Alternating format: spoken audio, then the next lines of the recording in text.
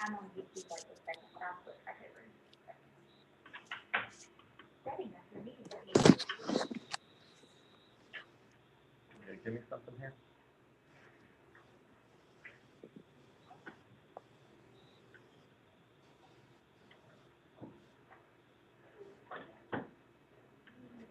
Bryson is in.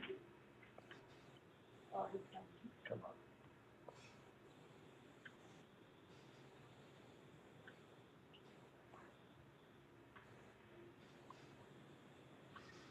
That's coming across.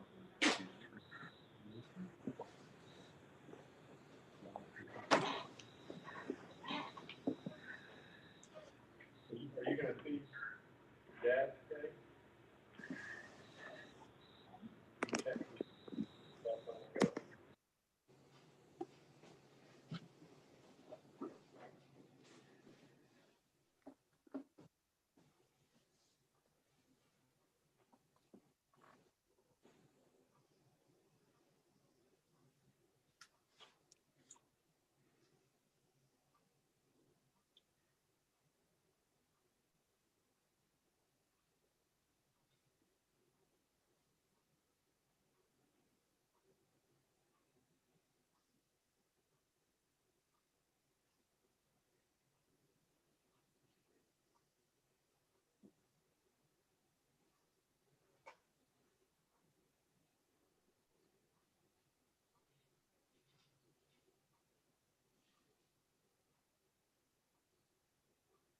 Morning, Teresa and Bryson.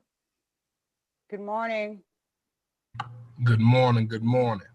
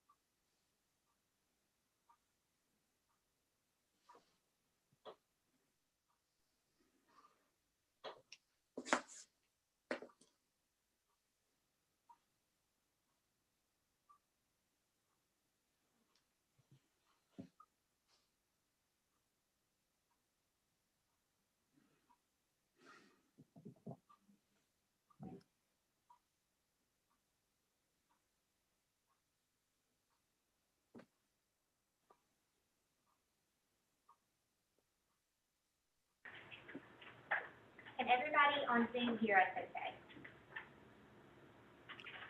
Yes. Everyone hear us on Zoom? Yes. Okay. Okay. That's who please report. So we are doing a joint Zoom in-person meeting, so we do need to speak loudly and clearly. I'm probably gonna take my mask off so you guys can further understand me. You're muted too. Everything's going through this. Okay. Because we can't have multiple inputs and multiple sound at the same time, or else we get very loud screeching noises. So do we need to be muted on ours? We're all muted except for this, so they should be able to hear, correct, Johnny, Teresa? We're not. Yeah. Yes, I hear. We're Yeah, good. there's no microphones up here. The only microphones right now are the sound system microphones. So it's going through here, so you should be able to hear everybody. But we're ready, Mr. Mayor, if you want to get started. Okay, we'll, open the work session, of Tuesday, January 5th, 2021, and call it to order. Ask those that wish to rise and join the council as we have our invocation, followed by pledge of allegiance. Bob, would you give our invocation today?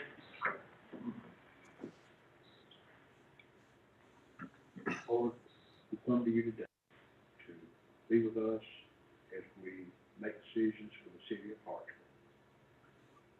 Lord, as we continue to face this COVID pandemic, please be with all of us. Help us to push through and be stronger at the end. Continue to be with those that are in need of your touch and your love. We ask these things in thy name. Amen. Amen. Thank you. I pledge Allegiance to the flag of the United States of America, of the United and States to of the America, republic and to the republic for which it stands, one Nation, nation, under God, indivisible, with liberty and justice for all.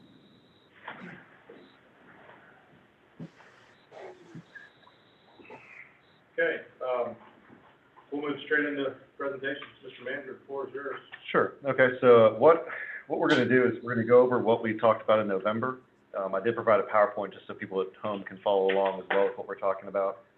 The recap, of course, is you all should have received the strategic planning report from Bill Tomes in your packet. They asked us again questions about where we see ourselves in 5 years, what we like people to say about us in 5 years, events and situations impacting Hartsville, and then our top 5 priorities. And then we also did a SWOT analysis to determine our strengths, weaknesses, opportunities, and threats.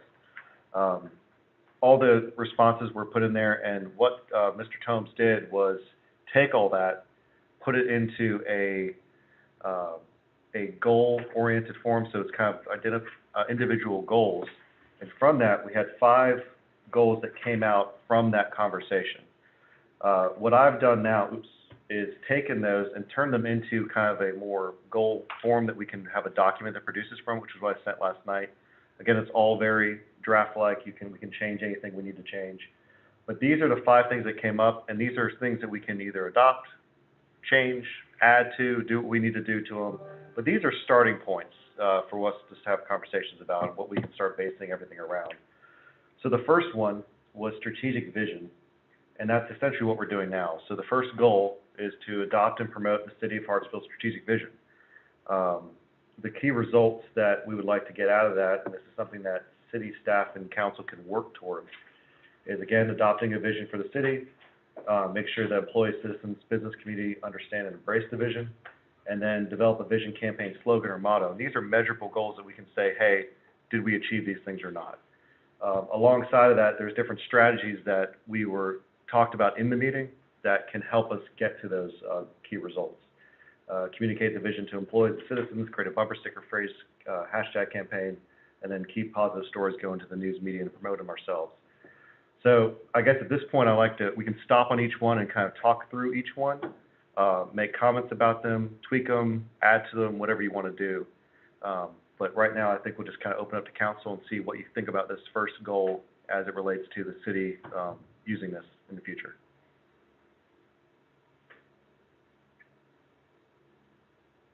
Why don't you go first, Mel? I've been struggling with this all weekend. Because I think that the way that we approached this might not have been,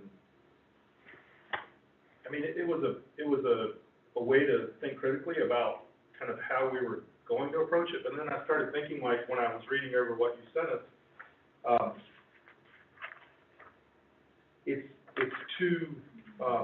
too targeted in some areas, and it misses some, like, valuable pieces. So, canal project being completed is a great bullet point, and it's one of my passions, obviously, but it's not why. Okay. It's how. And the strategic vision is a why. Well, yes and no. So the strategic vision, the vision statement is going to be our why we do things. Yeah. But in addition to that, and this is where we get into strategic budgeting and strategic planning for the future, Yeah. we do need the hows. So Yeah. we need both. And, So that's the part I was struggling with, is anybody that picks this up is gonna say we need to complete the canal project. And then I read the vision statement, there are pieces of this that I absolutely love, yeah, right? sure, And there are pieces that kind of, you know, are just like everyone else's, and we talked with Bill about that, like, Bill, you know, maybe we're not like everyone else. sure, You know, yeah, so it's like, if you were, pick on Walt Disney, if you were Walt Disney, what would their vision statement look like? You know, would it be, we wanna be the premier park and experience, and then you realize, like, their corporation is diversified into 5 different areas, so it doesn't just, it's not just the park. sure, So when I was looking at like Canal Project, which I think is easy to pick on since it's, you know, my passion, it's not the why, it's the how. And I think that the vision is the why, the vision statement at least.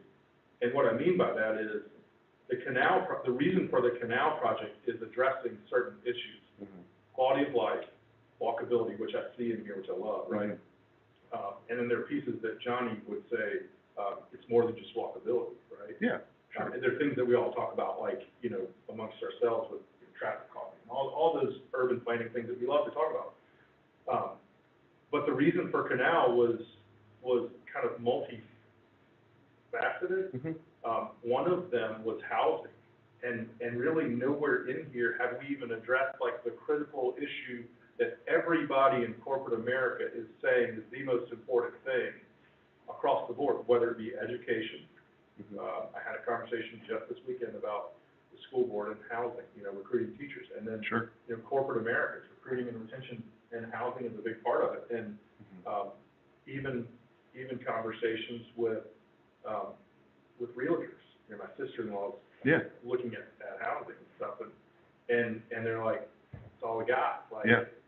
And then you've had conversations with developers that realize that, and it starts to hit me that the way that we approached it was kind of like an icebreaker, but maybe it didn't put us in the best position to nail down, what we need in here, so that when we are all not here, somebody picks it up and goes, okay, they're trying to fix the housing component. yeah, Like, so let's boil it all down to that. I mean, there are very good things in here, robust downtown business district, mhm, that's a piece of Canal as well. sure, But really, it speaks to growing. Can we continue to just be, you know, 4 blocks, or can we expand and grow Yeah. over the next Yeah. decade? And, you know, how do you, like, small town, how do we remain small in our approach, but sophisticated? So how do we preserve the quality of life things we love, not having traffic jams, you know, like they do other places, or not having 40-minute commutes? Opportunities for all citizens to be engaged and feel united. I read through some of that stuff, and I'm like, that's nothing that we've done. right, We haven't invited a panel in, to say, you know, what's important to you, and there's reasons for and against it, right?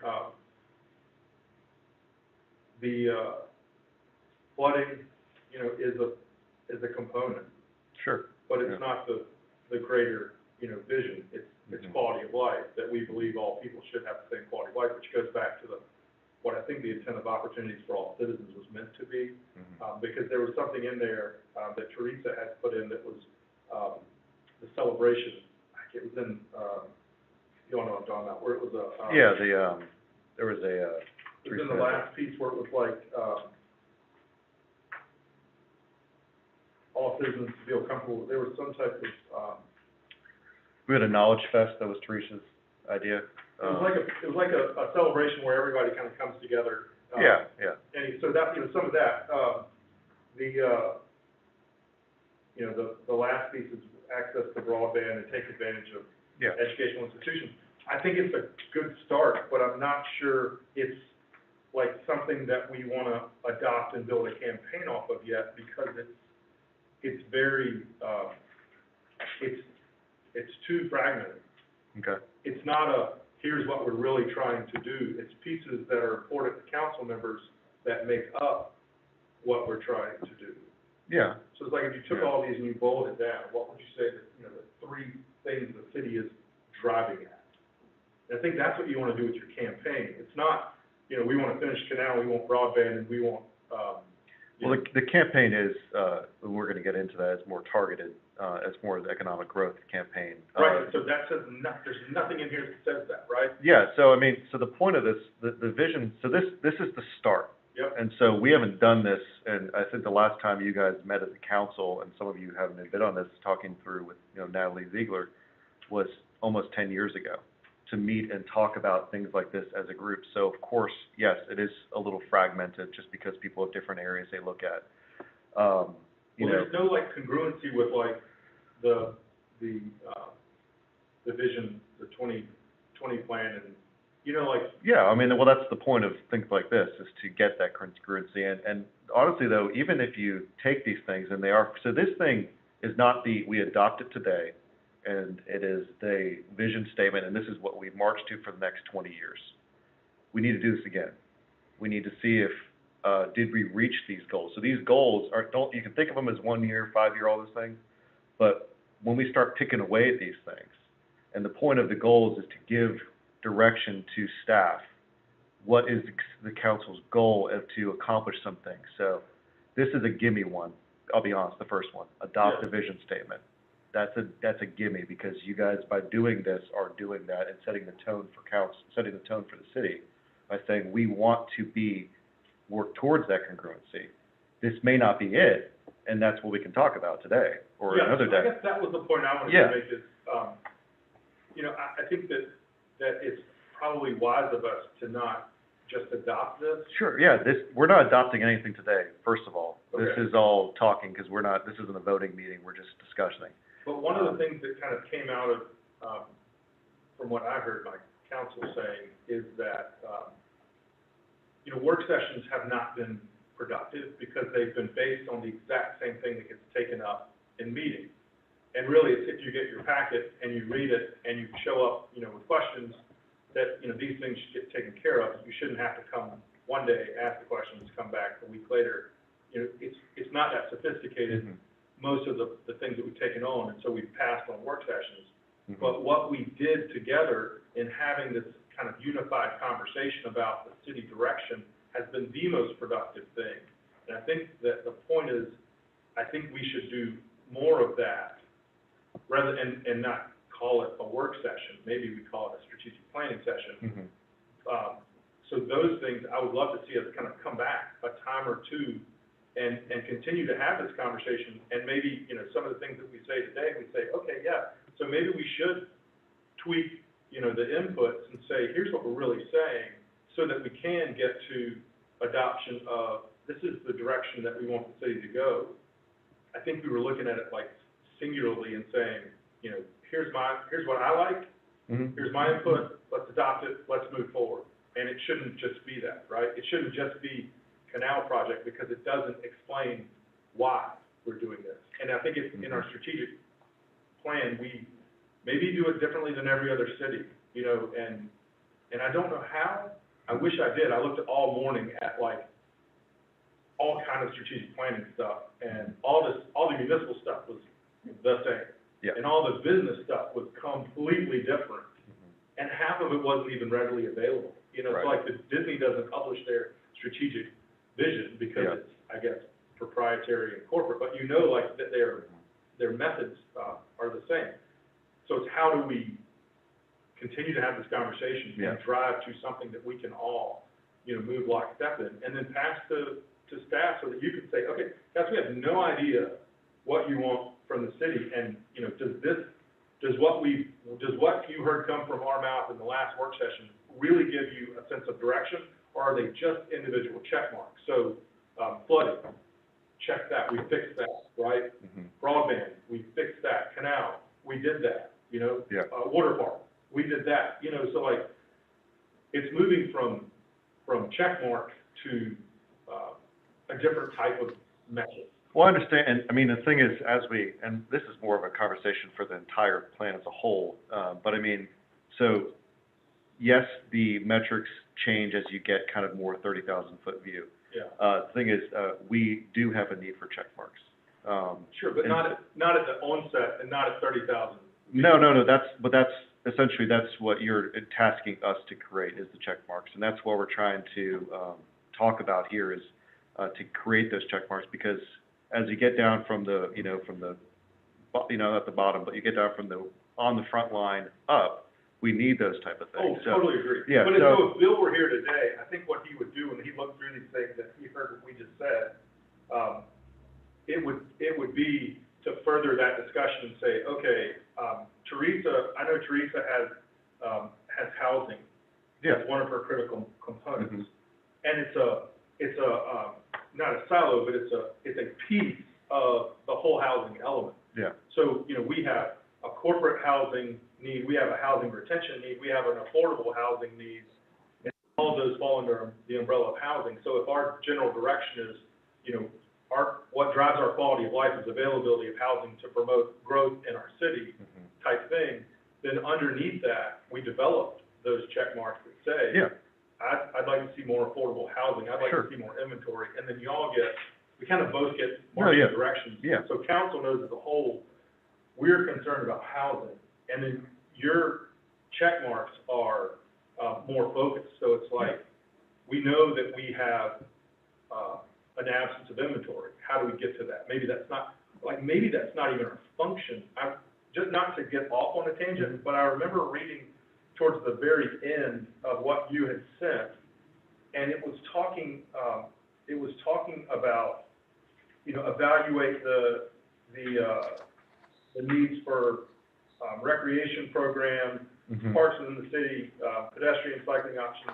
And it's talking about, what was the one that was talking about the YMCA? Wait, this is different than. Yeah, we're moving ahead to the increase. Yeah. But just as an aside, like, you don't have to go forward to it, but there was a Right. component that was talking about how do we collaborate, right?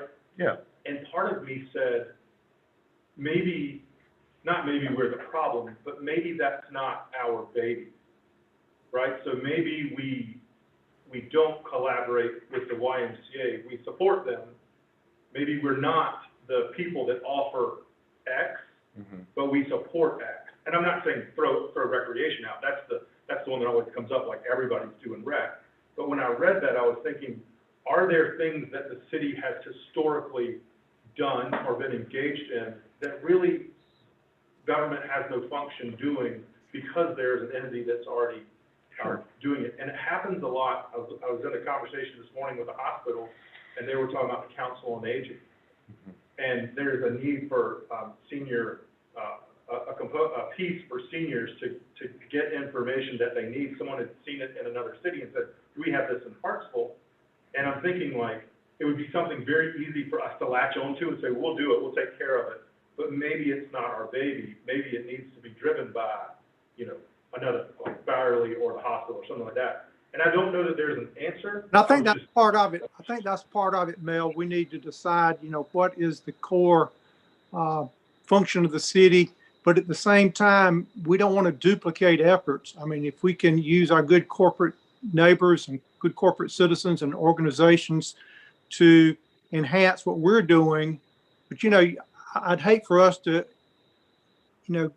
embark upon a program that the Y is already doing or somebody else is already doing. If we don't know, if the left hand doesn't know what the right hand's doing, we need to be at least in conversation. The other thing is, we're looking at two different things. We're looking at big picture, and then what I came into this meeting looking at is what's going to drive the budget for this coming fiscal year. What direction can we give Bobby and finance to put the dollars behind whatever we prioritize? And if there's a shift, if we've got X amount of money or percentage of budget going toward X, Y, or Z, do we need to decrease one in order to increase something else? So we need to, prioritize, for the short term. And as Daniel's saying, what's our message over the long term? So, I don't know if 2 hours is going to be enough to get where we need to go today. Yeah, so I think I agree with you that there's an immediate need. It's like we don't need to hash this out for the next 6 to 8 months because we have a budget coming and we need a focus and direction. So it's like an immediate step and then a longer term kind of direction that we can continue to have the conversation on. That's what I hear you saying. Exactly right. The budget process is going to begin. And in fact, this is part of it, right now. you know, the money's coming into the city. I can't see, you know, the budget expanding a whole lot. You know, we're flat growth. You know, our population's flat. Inflation is flat. You know, whatever we're looking at, it's pretty much spending the same thing we had last year and the year before. You know, so you know, do we need to shift priorities? You know, on something. You know, when you talk about public safety, those things, they're going to be pretty much the same. You know, so that's something kind of off the table there. So how much other discretionary funding is there? You know, and there's not going to be a whole lot of increase. So you're going to have to shift priorities. You're going to have to find savings somewhere, or find ways of being more economical. Well, I want to be clear and say, I'm not trying to train wreck what we've started. I was just, you know, thinking out loud about thoughts that I've had while reviewing this. And I like your approach of kind of an immediacy, like let's figure out where we've got to go in the budget, given the limited resources we have, and then let's continue to have a longer conversation about the direction of the city. Housing is not going to be solved with this budget and overnight, and maybe there's very little, maybe aside from, you know, Canal in the budget, that is going to even speak to housing, because it's a function that's done by, you know, investors outside of government. Well, if I can, I mean, there is a change that we can do though with the housing. So understanding that there is for council to say, and it is addressed in the second goal, which is to smart commercial business and residential growth and development. So saying that a key result that council would like to see is housing stock increased. That's a very broad term. We understand that.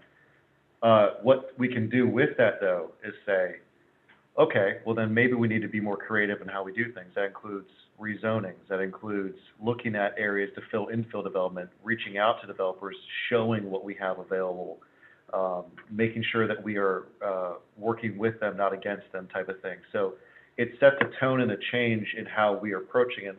And council, it sets a tone for how you want to approach the housing element by understanding that maybe we do need to think differently about how we do things. Maybe a certain spot makes sense as a small townhome development, or makes sense as a small apartment complex. It makes sense in how we maybe reach out with some utilities to offer, to expand our reach, to allow different areas to grow. So I think that by saying the 30,000 view of saying housing stock should increase, that's a great idea. But it does change the tone, and what we're already working towards is to try and increase that differently. So the part that I get frustrated with is I feel like we've been there for a decade. And Yep. there's something, I guess the thing that's missing is codifying, or whatever, however you say the word, what we all have been saying and the direction of the city. So, you know, planning is tasked with zoning. Yeah. And the comprehensive plan, and in there, it speaks to this need to have a smarter approach and increase the things that you just said, infill development. And these are things that we all have intrinsically believed for a decade, but for some reason, there is still this either gap or lag. I mean, I'll be honest, I mean, it's not planning that's tasked with zoning, it's council. No, but planning has gone through and driven the comprehensive plan, which speaks to the housing element. Sure, It says, but we need again, this, and this. and then council just adopt it. So I mean, I think, But there's still a gap, right? So well, is it that we that's the haven't? point of fixing it. Yeah, There shouldn't be a gap. So what do we do to do it differently? Is it rezone the entirety? Is it Yeah. adopt an infill development ordinance? Because I felt like we had. No, I mean, I'll be honest, I think that in the past, there's been some reluctance to do some sort of, rezonings and things like that. It is just thinking differently. You know, again, setting the tone from council from the top going down. There's a different way of approaching it, and maybe it is just a simple thing of, maybe the gap is fixed by just saying this. You know, that's the point. You have to try these things, and as we go through these things and try to do it, we're also now in 2021 versus 2020 or 2011. Yeah.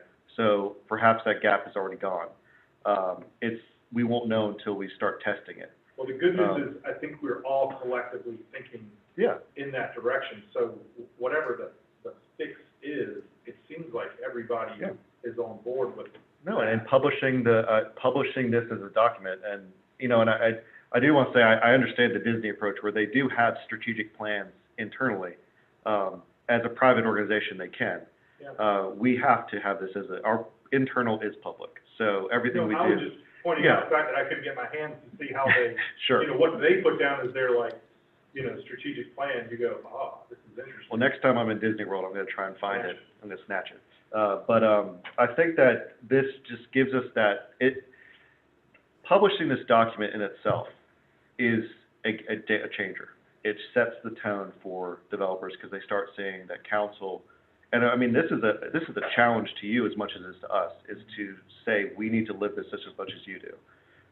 So I think that maybe doing this is that gap changer, but we need to start something. And to Bobby's point, maybe one of the issues has been that we have never in finance, in the finance committee, have never had the opportunity, or maybe even the foresight, because I'll be the first to say, like, I had never considered, Bobby's proposal was, let's invest dollars, just like Johnny said, in strategic areas that we all find important.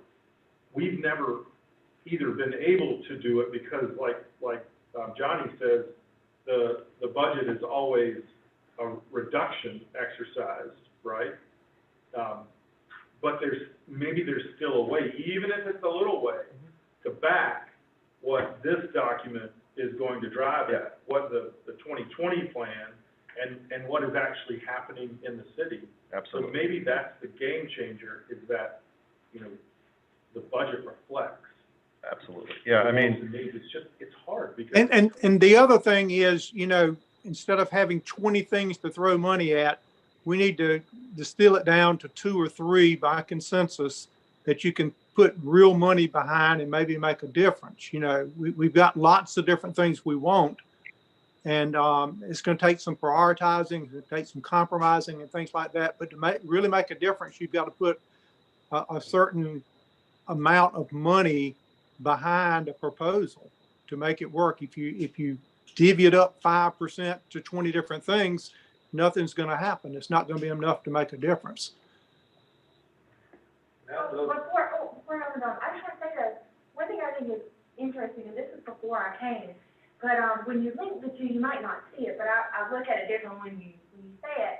But one thing that y'all made such a strategic move on was the canal. I mean, when you made that investment, you made $1 million investment from general fund. You might have not had it written in the budget, but that was something that y'all made a move from, right? I feel like y'all are so hard on yourself, but y'all, the moves you made on that was $1 million that y'all decided, hey, this is something that's important to us as a council. Yeah. Let's move forward. And when I'm looking at it, I'm writing all these notes about what y'all are saying for budget. It is going to have to be a 3 to 5 year range. This is going to be a budget like none of us have ever faced before. Mm-hmm. So this has got to happen for the goals. But when I'm thinking of what is a reasonable range, when Bobby and all of us in finance work towards refinancing structure, I really liked how our financial advisor said the range is important, right? Don't lock yourself into these very precise things, but what y'all are saying is so helpful. But that, even though it hasn't been written down in the budget, I looked before I came, when y'all did that, it was known as, when I look at the budget line, it was the railroad development. Yeah. And, all the options in that, but that was. Yeah, that's twice now, I guess, if you're looking at it that way, that's twice that we've made a investment through finance. The first was the railroad relocation project. Canal is a significant It's a investment by huge council that is pushing towards something that a city doesn't typically do. So that is already thinking outside. Yeah. And it should, reap rewards in the future. And that's why there's such a push. And that's why it is highlighted specifically in it, other than, this generic local business flourish and things like that. Yeah. So that is something that's going, and something to kind of note throughout this whole thing, of course, is that this doesn't really address the COVID situation. Only because we do hope that it's temporary, but everything was done with that in mind. So understanding what Johnny was saying, that this budget might not be like drastically different because we don't have that luxury at this point. but making small moves towards it is what we're looking at doing. So even just a restructuring a little bit is going to reap rewards later on because we're setting ourselves up for future advancement. You know, and it would be helpful if we knew, you know, I know the hidden agenda is the canal. We've got to allocate resources toward it. We've also got Neptune Island. You know, we've got to allocate resources to that. And my question is, how many other resources do we have available that we can shift? You know, I'd hate to go through this exercise and at the end of the day, there's nothing you can change to put toward any money towards something. And so, you know, it'd be kind of a good idea if Karen or somebody could give us an idea as to, you know, what might we be able to use to go toward another priority or in a different direction or to push something. I'd like to offer a suggestion on that, dovetail on several comments that Councilman Andrews made, and the mayor made, and everyone else. As I look through this thing, if you look up here at my notes, the first thing comes back to says, where will we spend our resources? Where will we spend our money? Where will we spend our staff time? And where will we spend any other resources, our staff, our time, and our money? And when I look at this plan here, you go back to Mr. Towns' document, page 1, the bottom of the page, top 5 priorities that were mentioned multiple times. The one that he placed on top that all of us said was economic development. When I look at this and I look at the 2030 plan that we have not yet adopted, it's at a first reading, so we have until the next council member meeting to adjust that. Because if you look at what we said was a priority, if you look at the 2030 plan, the 2030 plan does not address flooding, and it only briefly addresses housing, and it doesn't address broadband whatsoever in that. But going back to Johnny, what could we do right now with this upcoming budget to think about this?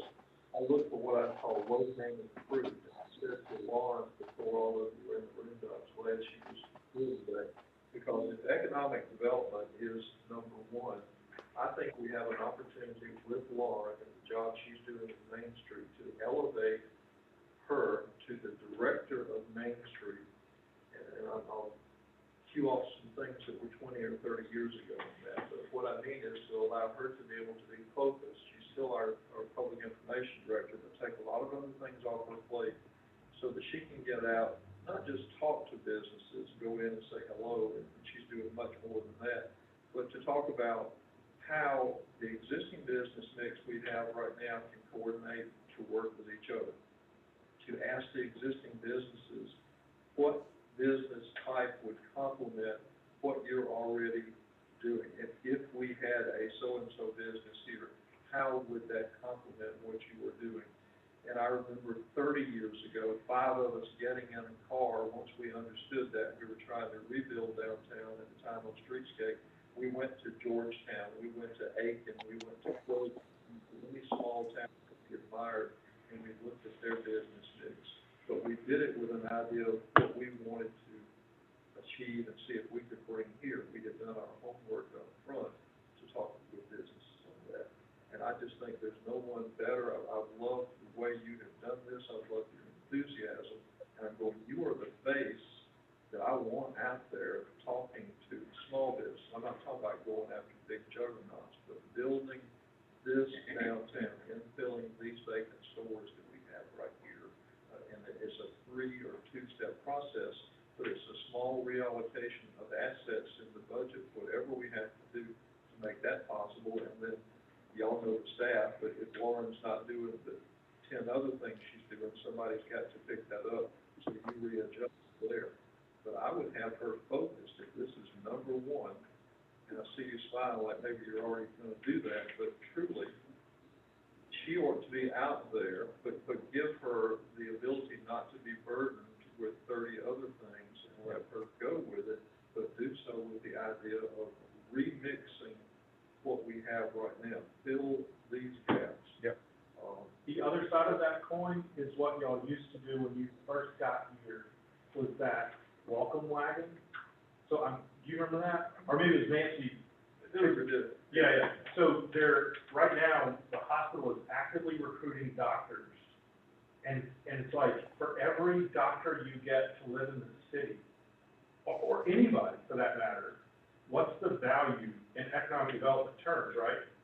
the disposable income, that's the other piece that I kept thinking this morning was like, how do we recruit people as well as businesses? Absolutely. Yep. That's a great dovetail. The other issue that someone hit on too was the fact housing, I'll go back to your topic there. There are 3 or 4 organizations in town right now working on housing, and they all do it in an uncoordinated, discombobulated way. But it's the same for council. Planning commission has its own plan. We have our plan. Staff has their plans. Why not bring us all in the room? Why does every group have to have its own individual plan?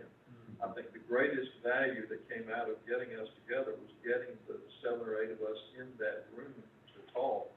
And I go back to what you said, the vision. I think the vision statement will come after we've done the work on the other things that we really think are important. If we say economic development, or we say broadband, whatever those categories are, housing, that will be what our vision is. That goes back to our budget should reflect the things that are important to us.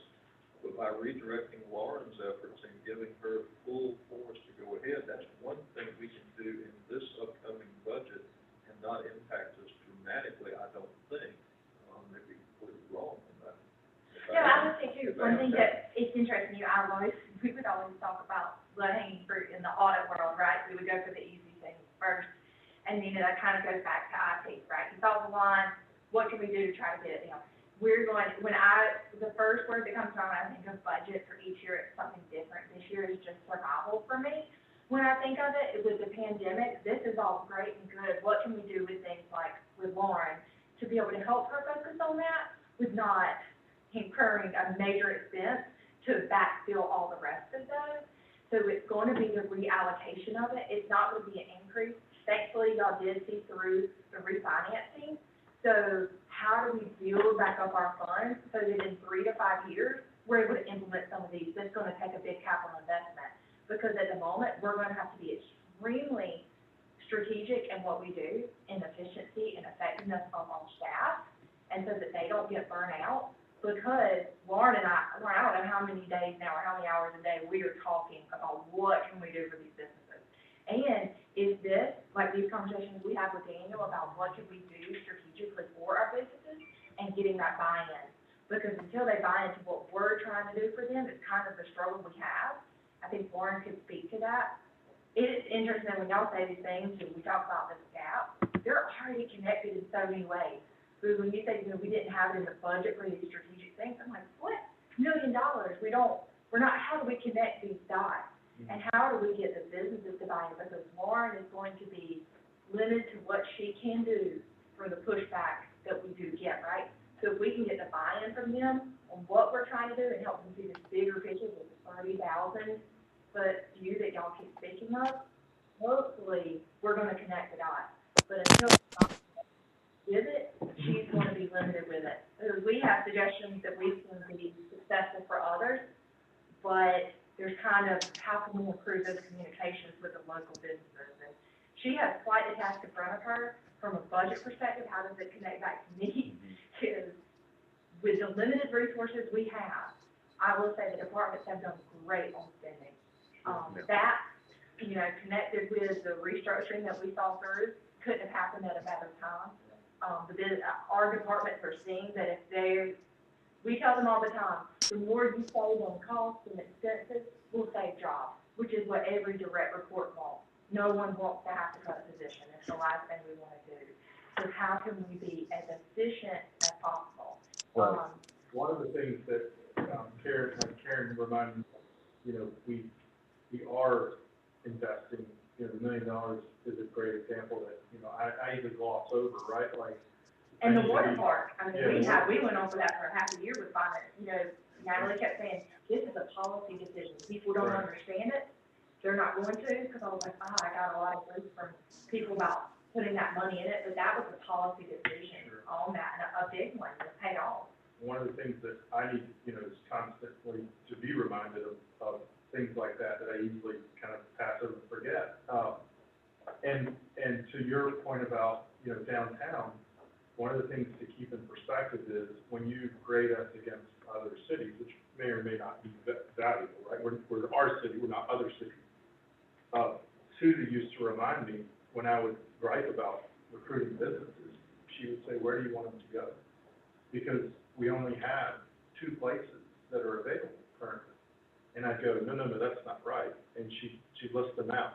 And you'd go, wow. So, you know, a great example of our downtown thriving is that when the store went out around the corner, I'm gonna forget the name, and then Down South Sugaring expands into that storefront. Like, for everybody that we're losing, there's still an investor that we can recruit that we're gaining. So, you know, Mahalo Reese is kind of the next great challenge. I wish there was a way to save them. Maybe they take a break and can kind of come back, but if not, you know, that's our first, like, target, is to say, here's a beautiful storefront. There has to be someone who's willing to make that investment. And we're already, and actually with that, we're already kind of speaking with the, and Shannon's working with them too. And to Bobby's point, so this is a good time to introduce our new director of Main Street, Lauren Baker, as of yesterday. So she already has been promoted, yesterday. And, part of that, and this is something that I talked with Lauren and Shannon about, is a split of how that is viewed. So Main Street should be solely focused on the downtown and the local businesses succeeding in Hartsville. Whereas Shannon's role now is more the external bringing in. So that is something that we've already moved towards, is to show that now Shannon, being our economic development director and planning director solely, can focus directly on what is going on outside and working to bring people in and to recruit. Whereas now I have Lauren focused directly on those local businesses. So great idea, local fruit, low-hanging fruit. Check it off your list. We're good to go. No, you're not really. Okay. Well, what exactly is the difference there? You can't separate what Lauren's gonna do and what Shannon's gonna do. I don't, when you said just make it exclusively for downtown, but a lot of what Shannon will do for us will come out of the results of what. Oh, absolutely, yeah. No, that's absolutely correct. We are all working together on this. The other part about being reminded is, what's valuable for me is when you get kind of fed up with the talk, and you start pushing my buttons, and you go, okay, so we've talked about this for 5 years now, right? And it kind of pushes us to take a step forward. So, you know, I'm in Rock Hill, and impressed with Old Town, and you know, Rock Hill's a big city, and their mayor and council are doing great things, and you know, Johnny, you know, would comment and say they're the beneficiaries of being outside of Charlotte, which is true.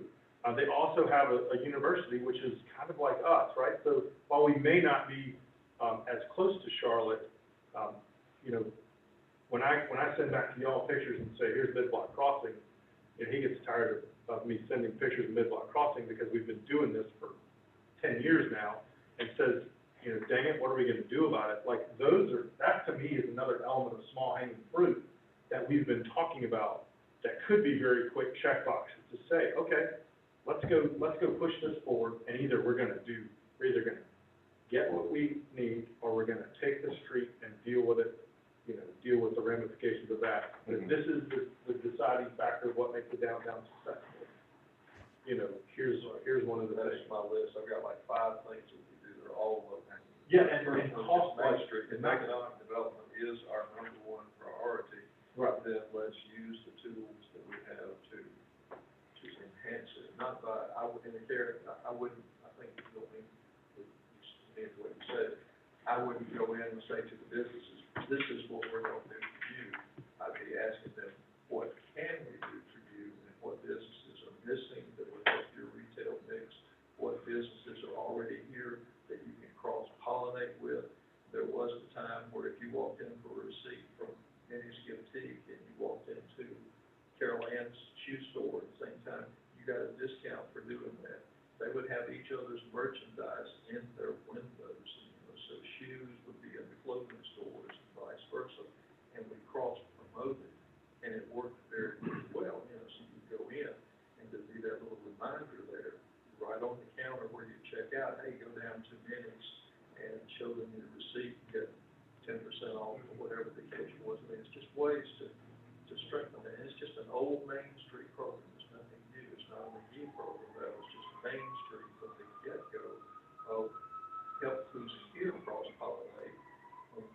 find out what's missing, and then be intentional about going and filling in those gaps that will make what we have better. My goal would be that every business downtown is able to hire one new person because they're doing so much business. And so you go out to these big mega things, that's wonderful. But if everybody here added one employee, you know, then we're successful. I would say though, what I was speaking to though is until we get that buy-in from them, through the store, I mean, Lauren would love for them to work together. She comes to me a lot with really good ideas about what to implement. How do we improve our relationship with them to get to that point to suggest it? Because it's I interesting. do anything we had to do. One business owner the other day. That relationship. Right, one business owner the other day, but there's some ideas she might have. How do we say it without offending them? Because it's their business, they want to run it, and that's difficult, right? So how can Lauren, she wants it, she's so enthusiastic about it. You see it, right? We all do. There has to be the buy-in from their side as well. I think bringing back that breakfast that y'all talked about, once we get through COVID, having those conversations to get them to want to work together, because sometimes they get nervous about other businesses opening up. There's another dynamic to it, where they Well, have to buy in. So I guess, We were able to- to have a regular Main Street meeting Yeah. on a monthly basis. We had Main Street breakfast, is what we had, 7:30 in the morning. We'd have a breakfast inside some business, and that's where everybody. Absolutely. But it's, the core of that is relationships and trust. Absolutely, that's the thing, so how do we get them, and to see that we're on their side, right? When we put all the money, which is close to 20,000 for the Christmas event, I don't know if they connect the dots, right, on why we did it. We didn't do it just for the residents, we knew that it could really spark some sales for the businesses and hopefully help them out. And that's the part I wish we could, Well, that's telling our story better, That's giving right. credit for the things we do, but telling that story. And that's part of what we talked about in one of the meetings we're in. is right. What is our story? Yep. And And that's part I of. agree with, Go I ahead, agree John. with Bobby. I agree with Bobby. If we don't tell our story, somebody else is going to tell a slightly different story that we might not like. So we need to, take the lead on that as much as we can. So, I mean, another thing, I mean, to get this kind of back into what we're dealing with here today, is to talk about this strategic plan and see if it's something that we can all agree with. I mean, so change vision to story, those type of things. And so, I mean, so the idea of, instead of vision, it's strategic story. Yeah. To talk about local businesses, those are strategies, what Bobby's referring to. So let's add those to the strategies we're talking about. Let's take a look at these things that you guys came up with in the strategic planning session over 8 hours or so, and narrow them down, cross them out, strike them out. That's the purpose of what we're trying to do here today, because local business flourish is the overall goal and accomplishes the things that we're doing with Main Street. That's important. So instead of excluding Main Street, include Main Street in this. Well, instead. And We're I'd love coming to, up on the budget, though, I mean, the opportunity for the next 6 months is to say, what can we do, as Johnny Yeah. alluded to, where can we make small deviations, and I'm so thankful, congratulations on your promotion, that's wonderful.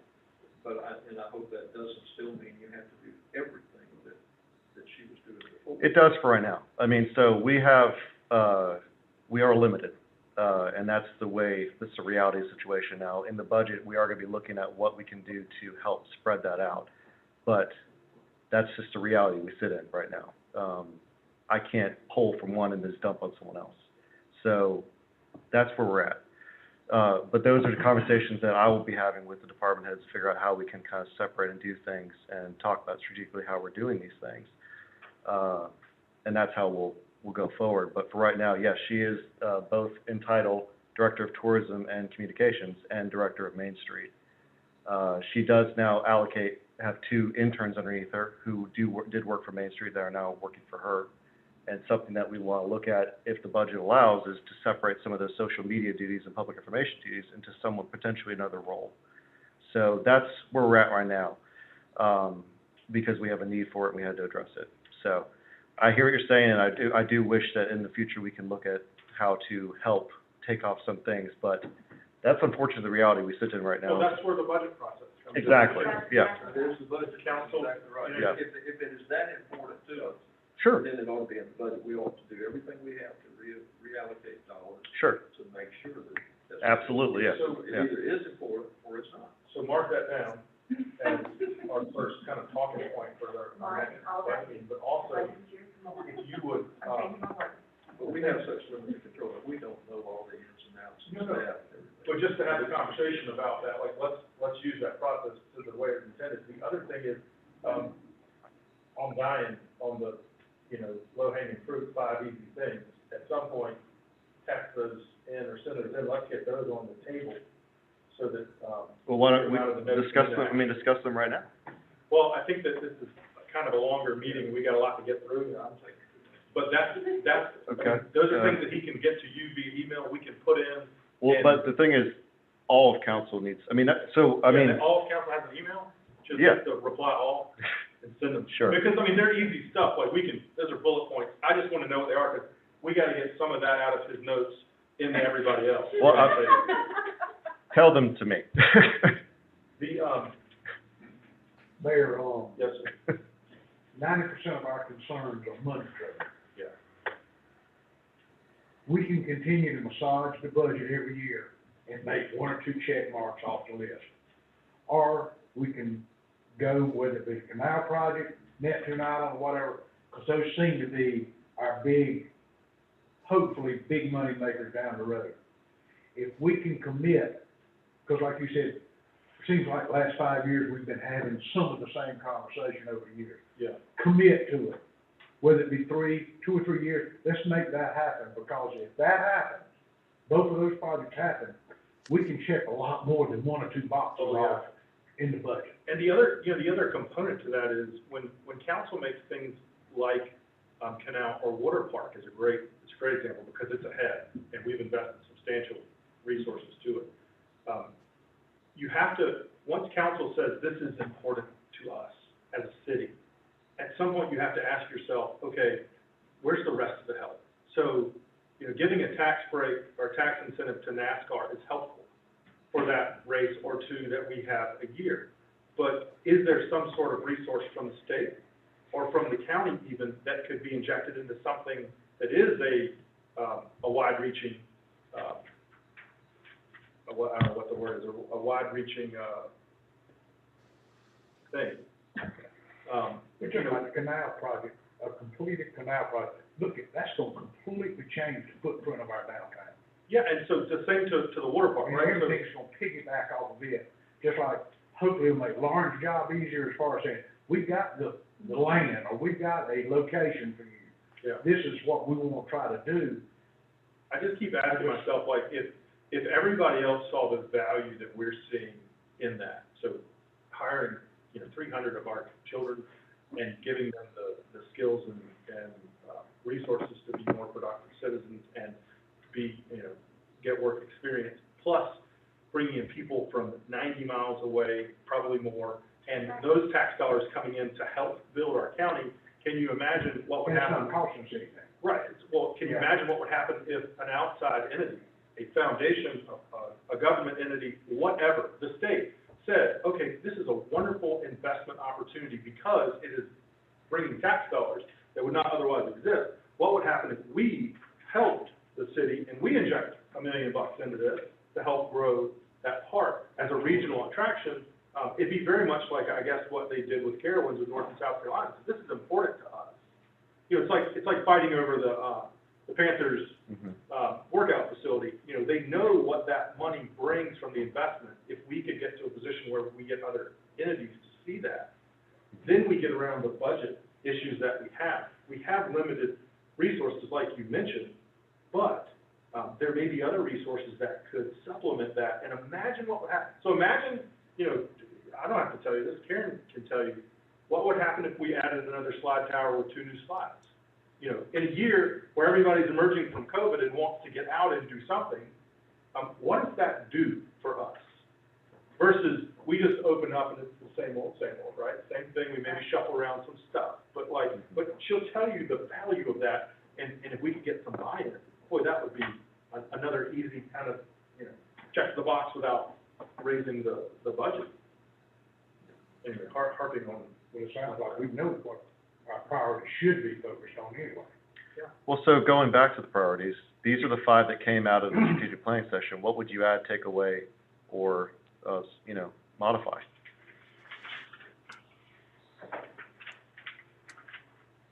Well, the water park progresses and blooms, that's going, recreation off the piggyback off of Yeah. it. Oh, yeah. Daniel, as far as, the So I mean, yeah, I mean, we can, programs we tried to offer, if you have a tournament out there, they've included a Mhm. pass for the Yeah. water park or whatever it may be. So I mean, one can kind of jump in and absolutely, so I mean, benefit from one of the So others. I guess, you know, to answer Daniel's question, Not through. was those priorities, Daniel, they're different boxes. That's a lot of priorities, but they don't necessarily go into the same box. Addressing flooding goes in a different box. That's not something we can impact. You know, just since you've been here, that's an ongoing thing. If you say priorities, the economy, the canal. well, these, again, this is from your conversation with each other, the five, these aren't But mine. that was the way the conversation Yeah. was viewed. It couldn't have come out any other way. That session wasn't designed to nail things. No, it was not a pinpoint specific issues, and that's, You say, which one do you want to take out? I mean. Well, I mean, Not any of them probably want yeah. to take out. Okay. But there's some to concentrate on now, there's some to concentrate on mid-range, and there's some. absolutely, long-range. yeah. The 2030 comprehensive plan is just that, it's a comprehensive plan. Sure. It's designed to be implemented over 10 years. Mhm. You know, You know, of those five, number 3 doesn't cost a dime. Yeah, you're talking about to. preservation. City-county relations, that doesn't cost us a dime if we can get it. But it shouldn't be a goal. It's not going. That should, I mean, this is. It should be a given, but it's not. Right.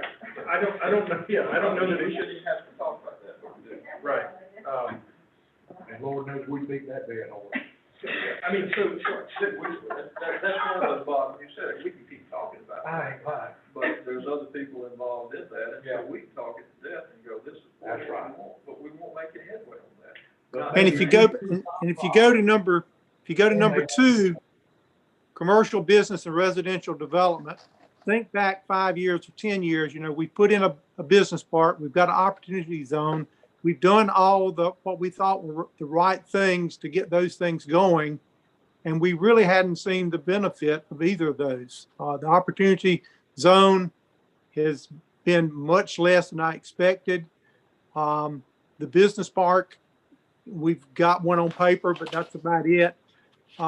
You know, I don't know what you have to do to jumpstart these things. Oh, I think you do though. I think you do. Here's the difference. Everybody has an opportunity zone. In fact, everybody in South Carolina has 2 for the most part, right?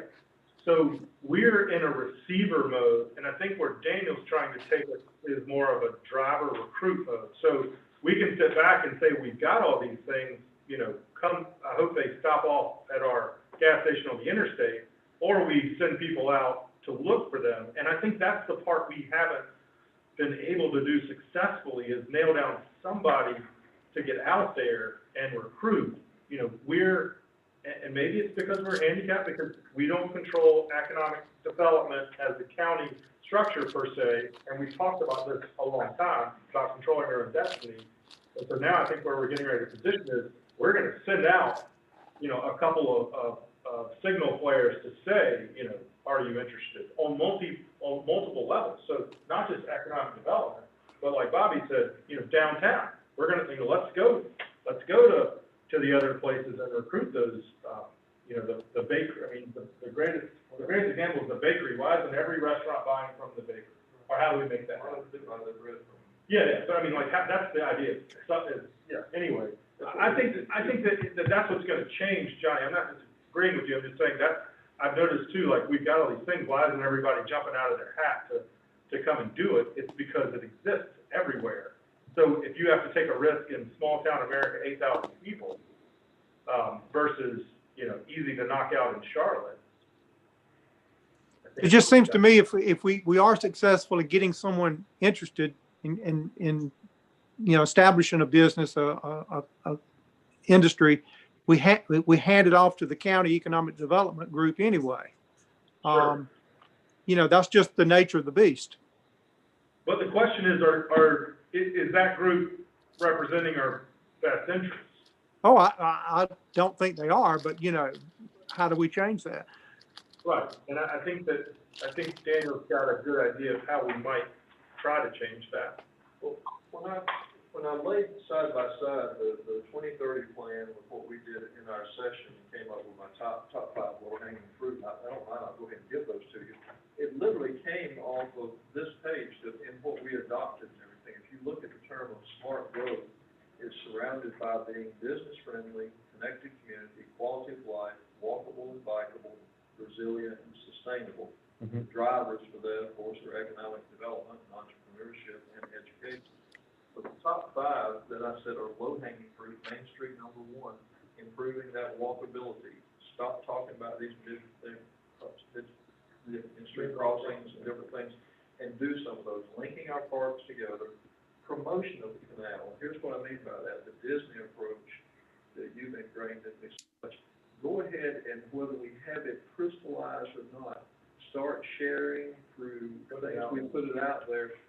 This is a beautiful vision of what we want that to be, and get some buzz going back. You know, what y'all, the city has done, Russ and everybody are getting this cleared over there. That's a huge step when we get that done. We put signs up over there, but in the meantime, we do such a great job of promotion within the city with our website and our other things. Go ahead and begin putting that dream out there, because right now, we kind of keep it to ourselves, and we go, well, we don't need to go talk to somebody. Let's throw it out there, and, you know, maybe somebody bites on that. Well, it's the same thing with what Johnny, like, we won't get investors until we advertise it to the world. Yeah. You know, we're just waiting. There are not enough people that know. So, I think a lot of that, I think we're probably ready to take that next step. And by the way, thank you to both of you publicly and your teams for what you know, the hardest thing we're gonna have to do, I was telling Puffer and Lex, because they're both, with Firely and loaned us the money, the hardest thing we're gonna have to do is remind people, what it used to be versus what it is now. Sure. Because people drive by, they're like, oh, wow, Governor School, it's nice. They don't even remember the issues that we had with that little, our police chief remembers. Maybe the signs and things we put out has a before and after, if we have any old pictures of what that middle building looks like. That's the whole story that, Johnny, I think, talks about, is when you get kind of down on, where we are, and you have to be reminded of where we've been. And when you look at the picture of the Kimbrels with the blue steel facade, and then you look at the Mantissa, and then you go back to the alley. And mine is, I always used to forget this building. And Natalie's like, don't you remember when we moved here? No, I've just taken it for granted, right? The hotel, everybody drives by there, and it used to be a railroad yard with junk in it. Like, all of the things you have to be reminded of and go, wow. If somebody came here, that question that he asked us, somebody came here 10 years ago, and they came here today, surely they would go, wow. Yeah. That's the narrative we've got to create, we've got to promote. I mean, That was the point I was gonna make, Johnny, because you will remember, and everybody here should, maybe not Daniel, but we drove those developments you're talking about off of, where are our white elephants? Yeah. And the two were the cotton mill and Cargill, and now look at the connection that's Yeah, I been mean, made that's not between even- those two white elephants. So we went out and said, these are our white elephants, who do we need to talk to? How do we get it started? How do we drive it? Cargill was probably, that's one of the, I guess before my Main Main Street. Street, who we need to talk to, we need to And be able to drive. those two developments were handed to us on a silver platter. We didn't pay a dime for them. Cargill cleaned the lot off and gave it to us. The cotton mill, Milliken, gave that to us. It was a gift, and look what we've done with it. Wish we could. the other white elephant we had was the old Coker's department store. It was going to sit empty there, and look how productive it is now. Right. I mean, so it sounds like for our commercial and smart business development, we can restructure that into including the things, to incorporate things from the comprehensive plan. Because, I think the two documents can exist separate, but also work together, because the strategic plan is more of, it's council's kind of idea of where, like, short-term goals and some long-term goals, because the reason why these aren't set up as 1 year, 5 year, 10 year, because some things can't be accomplished in that time frame, and some things have to be accomplished throughout, and progression, you know, that type of thing. We might hit a little bit of it this year and bite off a chunk, but we can't do it. Well, one of the things that you're passionate about is infill development, and Yeah. it leads to a couple of really kind of quick things, like, so we've talked about expanding on-street parking, Yeah. kind of to everywhere around Yeah. here, and that's an easy check. One thing I wanted to text you and Russ about is I came downtown last weekend, because I was at the volleyball tournament this weekend, and, you know, cars are getting bigger, and I'm looking at like parking spaces, you know, when you look at the unloading zones and stuff like that we have, let's figure out next time we paint them, let's make them kind of a foot bigger to, you know, figure out what those numbers are to accommodate for that, because it makes it more user-friendly. And infill development, I've always felt like, and I look at it this way, I look at it on Fifth, because that seems to be the easiest target, maybe. I don't know that we get infill development without on-street parking, because you're asking people to give up parking. So like, that's an easy work towards, and then it leads to another conversation, which is, Canal is a planned growth extension of our city core. Currently, it is partially in the B1 district. Not a part of Main Street, maybe on paper. I mean, obviously, it's gonna be an integral part. But then it leads to the conversation of, if we're going to infill develop, should our Main Street boundaries grow with that? And I'm not saying let's move Main Street out to the bypass, but as we do bring in strategic things, like when we did Applebee's, which is the line, right? It's a valuable, you know, development. Is there the next thing that we should be looking to kind of bring in? Yeah. And how do we have that conversation without blowing it up? So, like, should Sonic be in the Main Street?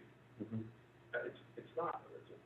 No, and it's not in B1. B1 ends at home.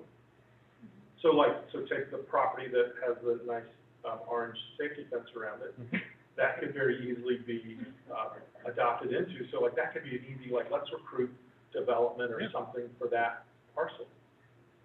And I'm just jumping all over, but those are things that, like, Bobby, I gotta get out of my notes and get to y'all and talk about in the next meeting. Right. I think you guys are hinting around all these things, and that's why I'm trying to kind of bring it back down to, like, some of these ideas, like we've already kind of talked about. So instead of adopting a strategic vision, why don't we adopt a story? Yeah. And then council can tell that story to the world and things like that. And we do have an idea for an economic development campaign, and that goes along with it, or we can be part of it, with it, separate, whatever we need to do. But just the point is to say that and to do it. So what I'm trying to get you guys to do is adopt something, and so that we can have something to show people.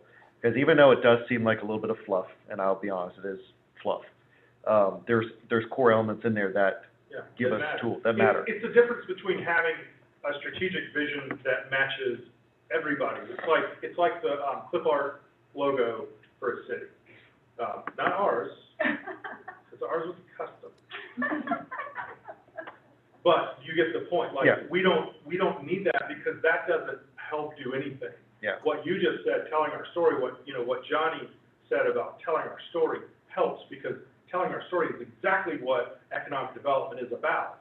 Here's why you should locate your business in our city, because we matter, and this is a community that matters. And so the people that work for you are going to have a place to live that is this. It's not a thriving small town with a vibrant, walkable neighborhood, flourishing business community, a wealth of opportunities for homegrown talent to return that will never leave. No. That's everywhere. Yeah. In No, America. that's not the thing. That's every opportunity zone, every multi-county business park. Yep. But our story is unique to us. The biggest thing I want out of this, honestly, and I'm using you guys for this, is a headline that says, City of Hartsville adopts a new strategic plan, economic development, housing, Main Street are all top priorities. That's all I need. Yeah. That's all I need So a then headline to say. Do this. And I'm not saying throw this out, but let's set these two things aside. And one of the things that council did was we hired you to manage and lead. So the one piece that's not in this is your voice, right? We gave you priorities and stuff like that, and we're trying to narrow these down. But you've heard, and you also know where we want to go and need to go from a management perspective. Yeah. So send us back. Here's what I see are from my vantage point, top 4 or 5 things. And listening to everyone's conversations today and reading both versions of this document, this would be my offer to you as where I think we should go. And then we'll have that conversation and say, how do these things match up? Well, that's gonna be the budget. But do it before the budget, because not everybody's in on the budget.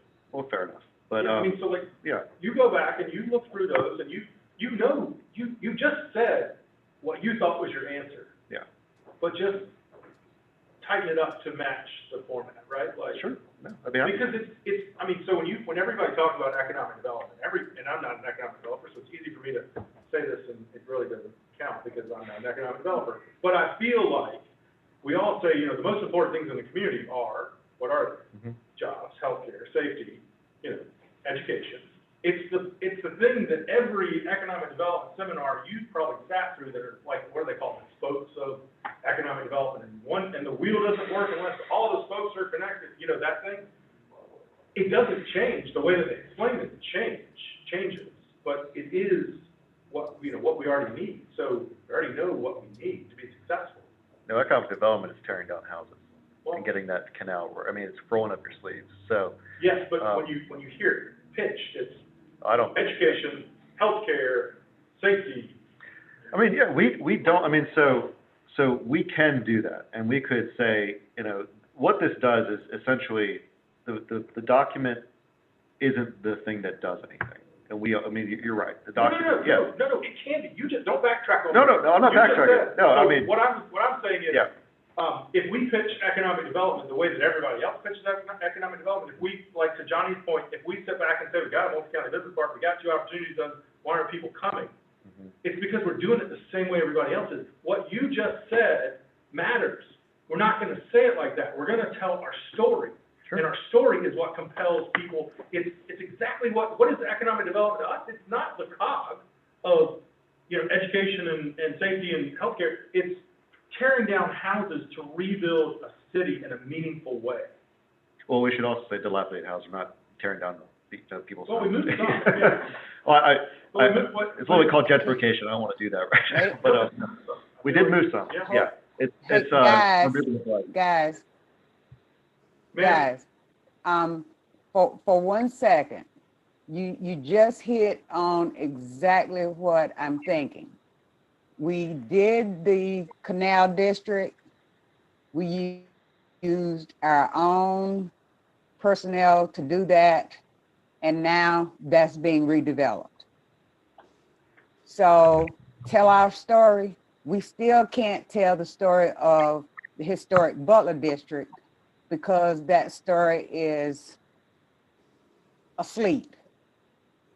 We have to awaken that story as well.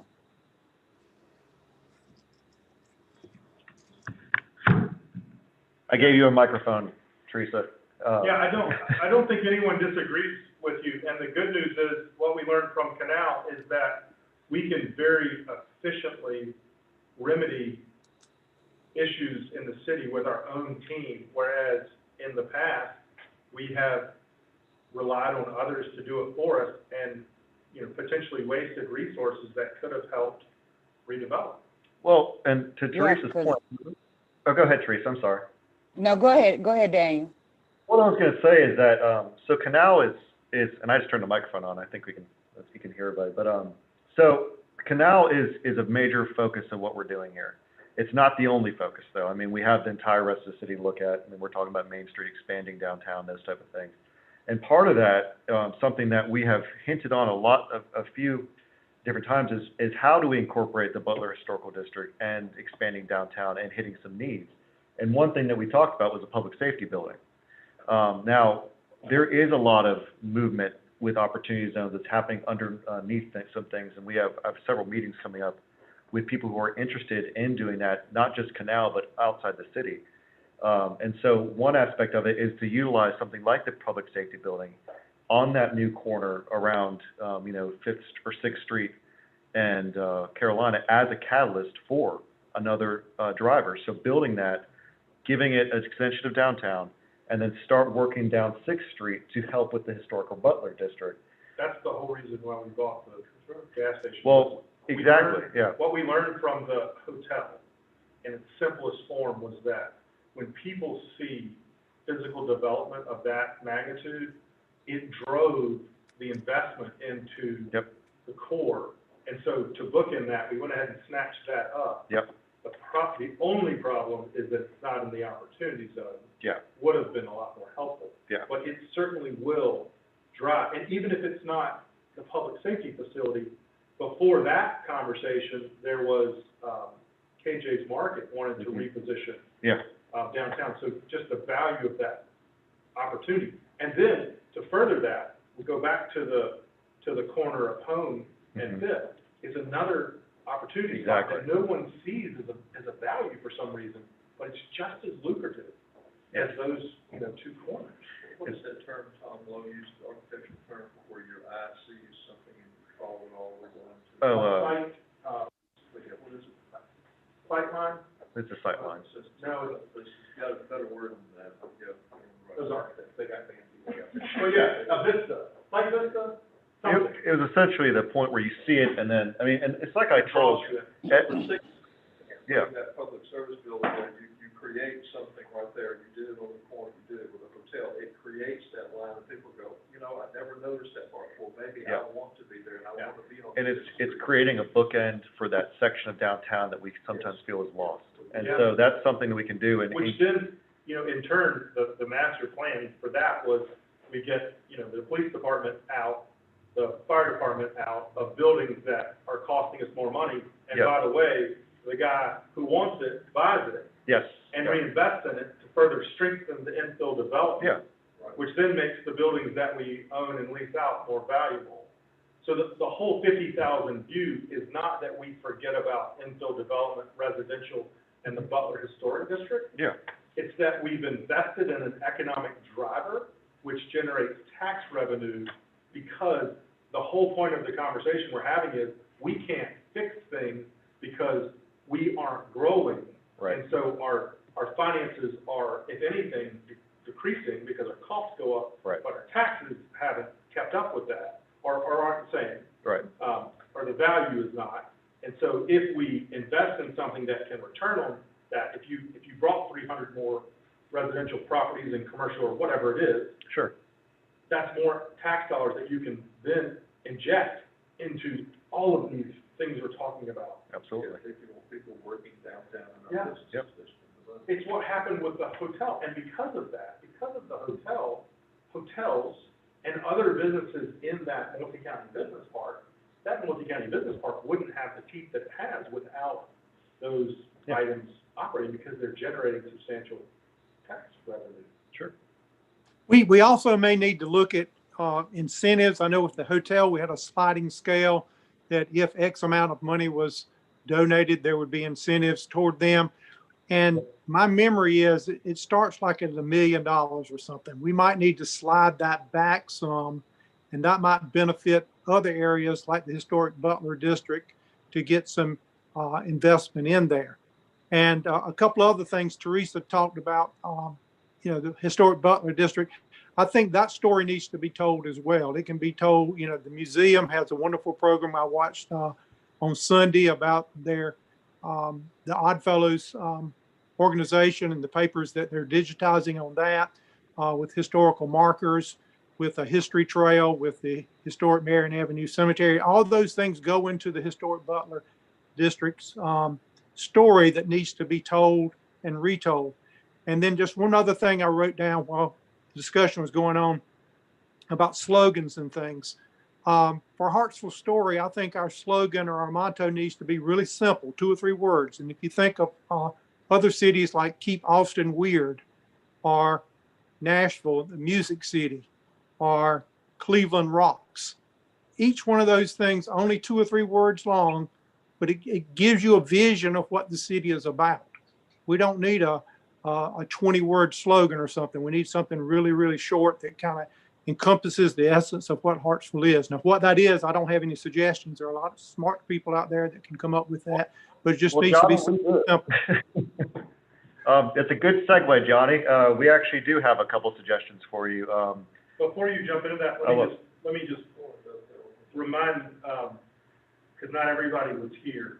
One of the most important ideas of storytelling that we had was rebranding what is now the Butler Historic District versus South Hartsville. But it took it a little bit further than that, because in our wayfinding signage, we have given an identity to multiple places in the city, like Canal, like Presswood, like College, any of the districts that we talked about, so that each one of those places can tell their individual story because they're all so different. So even if you look at the minor differences between, areas that are touching each other, the College Avenue leading into downtown into College and passing through it, versus, the traditional neighborhoods that exist in the city. It's a different style of living, which allows them to tell a different story, which allows us to create this brand individually within our city to do things like what you see in Austin, where it's like the arts district or the technology district. Like, that helps us continue to tell that story. We just haven't gotten to the point where we've branded everything, but probably the most successful one was the Butler Historic District, because part of the reason for doing that was to take some of the stigmatism out of what people were branding it themselves. So tell your story or someone else will tell it for you. Well, it was being told in the wrong way. It wasn't preserving history, it was dragging it through the mud. And that goes, some of that speaks to what Bobby was saying about the low-hanging fruit. We talk about the historic Butler district. We also have two other historic districts that we really don't promote. We've got East Home Avenue from the First Baptist Church all the way down to Old Thornwell, and you've got West College from 6th Street, maybe 2 or 3 streets west. They're all historic districts, and we just don't promote those. People don't know anything about them, and that could go with your branding, that could go with your Wayfair signs and things like that. That's low-hanging fruit. You throw into that, Oakdale, because Oakdale was kind of an exercise in preserving a historic neighborhood that was, centered around a mill village. So, yeah, that's put them down on the checklist. Johnny, I would. But Mayor. Hold on one second. Okay, all right. Go ahead. Bobby was talking, you are talking. Go ahead, Steve. Okay, I'm sorry. In telling the historic Butler District story, we tell the story and we talk about the story, but we have yet to see advancement of that story. We have demolished numerous dilapidated houses that paid tax dollars with turnkey value, even after they were demolished. That money has not returned to that area, at least where people can see. It may be in infrastructure, but these are tangible people that believe tangible things. So they see the water park and they see the Canal District. They see they see Oakdale. They see all of that change above ground. They see all of those changes. But in the historic Butler District, we have yet to touch the change. Teresa, what would that change look like? What would you think would be the change would look like? The change would look like, Bobby, the Habitat homes, for instance. I don't know if you all know it or not. The people that live in Habitat homes, they don't even get to pick the building plan that they have. I asked Mark Hinchin why weren't the homes built on foundations, and he said, well, because they didn't have a brick mason. Well, a brick mason has to lay concrete blocks, so that won't get it. because there are two houses recently built, one on Sumter Avenue and one on Pleasant Lane.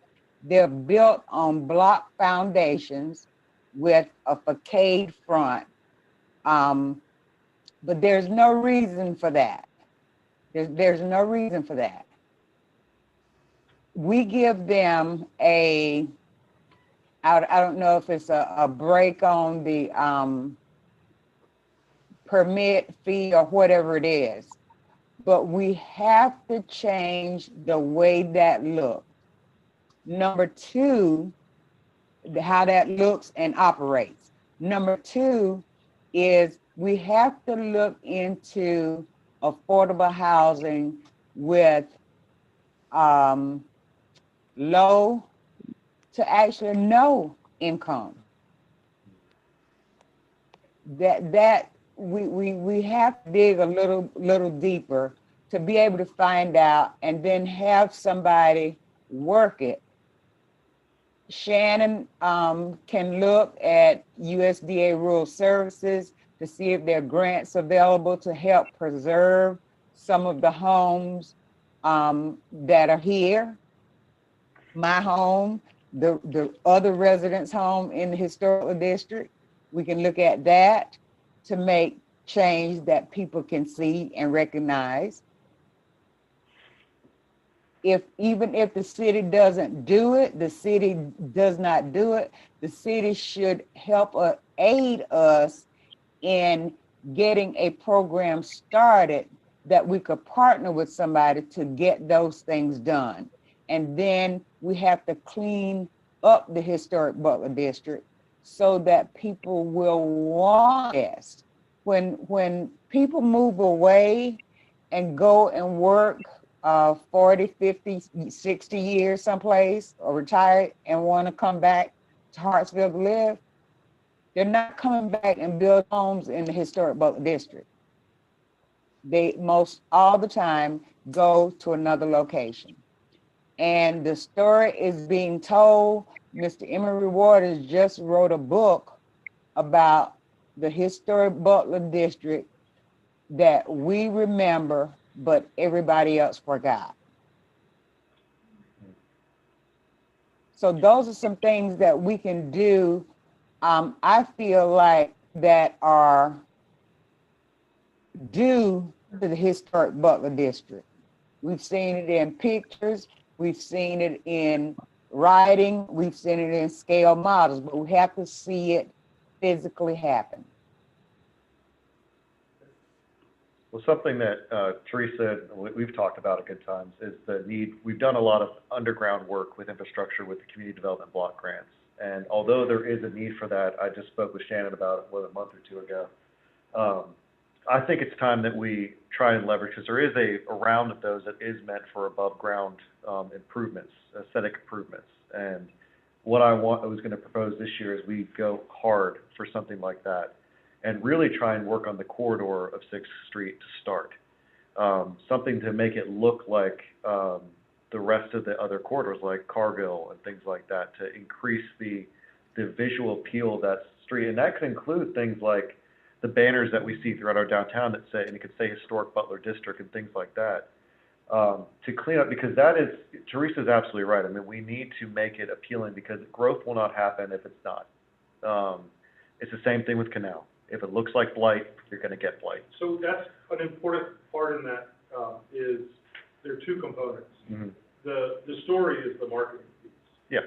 Of preserving, what Teresa just alluded to was Emery Waters' book of what everybody's forgotten, right? Yeah. And the neat thing about that branding is it actually segments into little micro communities. Yeah. So, like you see in New York City, where you have boroughs or you have different blocks that represent different cultures, you had that at some point a long time ago. And Teresa and Johnny and I have all had that conversation about Hoptown and Red Hill and things that are valuable stories that you preserve in those districts, which helps you attract investment because it has a narrative, because it has meaning, because it's tied to history. Just having a historical marker doesn't drive development versus what you've seen is, like, take, for example, the redevelopment of Brooklyn. Yeah, I mean, now it's this really kind of cool, place to be, whereas it wasn't always that way, so Sure. development is focused on that. And I know this is big city, little city, but those are important things. The other part of this is, just like Canal, we're never going to drive to investment until we have, a level playing field. So you're not gonna have somebody that comes in and wants to redevelop or can successfully redevelop things like the old, Lincoln Village, because it was blight, or people won't develop in the existing properties next to it because it was too high of a risk because of that blight. And so since we've remedied that, now we have some opportunities. If we continue to take what Russ has been able to do with his team, you know, if we make the investment and buy the equipment or rent the equipment or lease the equipment or whatever we do, we say that's a priority, then we can go in and see wholesale change. Once we get to the point where all of the blight that has been identified, and there's still stuff that's been identified that's just dragging on. Sure. Once we get to that point, then we can get to the conversation of Teresa's idea of how you pair properties. So maybe we don't do infill, right? Maybe we do the opposite of that, where we take these slim lots and we start to divvy them into quality lots, you know, adjacent to houses, however that process can work. Or maybe we do infill them and say, you know, we have different housing styles. Absolutely.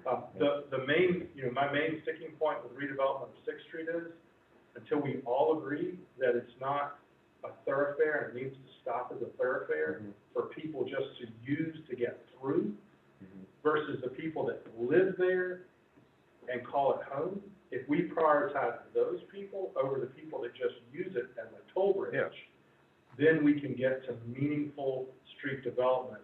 So then Cargill not only works, but it adds value, which drives reinvestment. We've only had one house constructed on Sixth Street in the last decade. Is that right, Teresa? I think she's frozen. I'd say so. Yeah, so so that can change. Yeah, I mean, and the things that I'm, was gonna talk about proposing was to essentially do exactly what you're talking about, to eliminate the thoroughfare look to it. And that's something that we've talked about throughout most of the city, is to slow traffic to that hometown and to create spaces. So no, that's exactly what, I kind of want to look at and doing, and to, you know, work and maybe to pair up with the right person has the right idea, and we can shop around and look around and see what's available to make that kind of happen. Because, you know, along with the residents who live on there, there's the churches. I mean, there's things to highlight in that area that we need to. And so that's a focus that I think, starting at that corner of Carolina and Sixth and going down, and then essentially marrying it with Butler School, and to work with them as well to do something meaningful down that corridor. That's something that's it's needed, it's necessary, and I think that we can do it.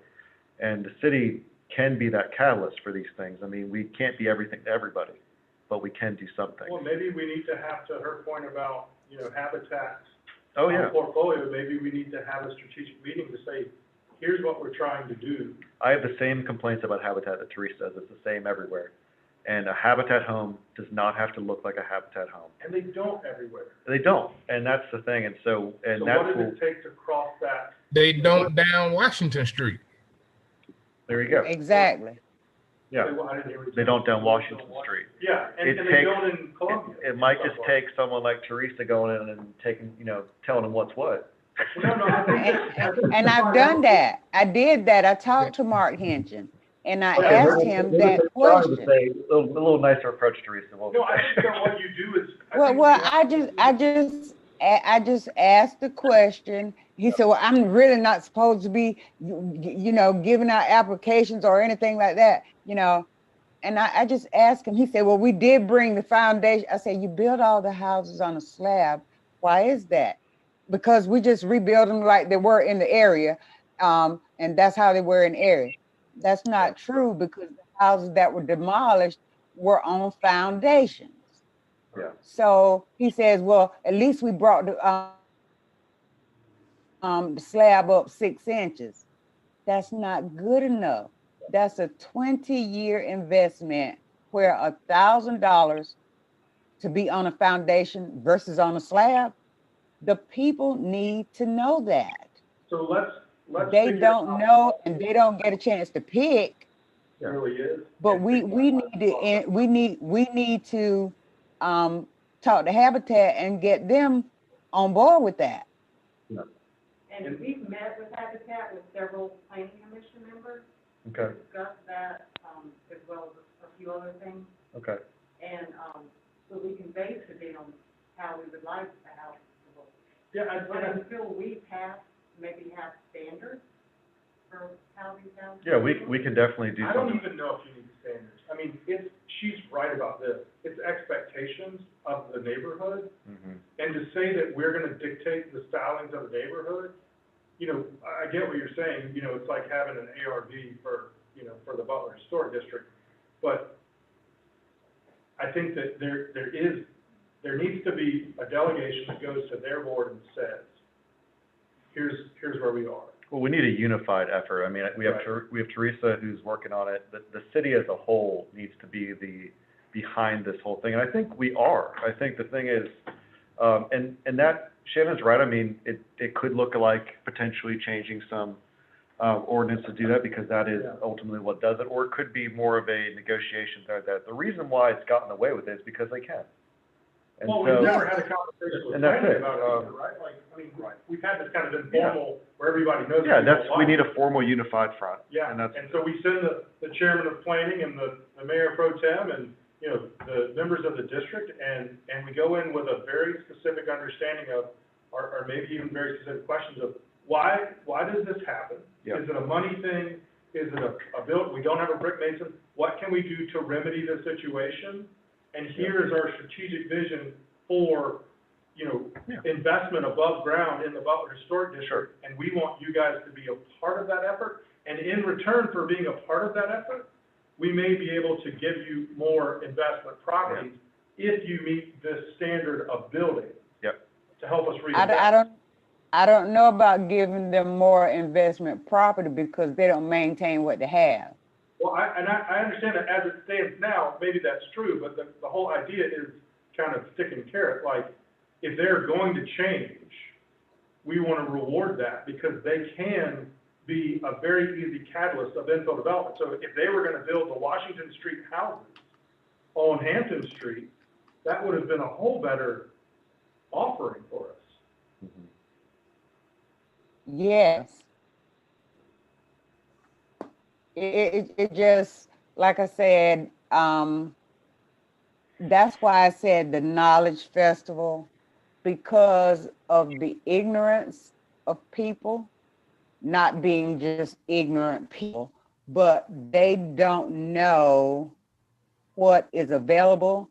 And if someone doesn't, if the agency they go to doesn't let them know that they have choices, then they don't know that.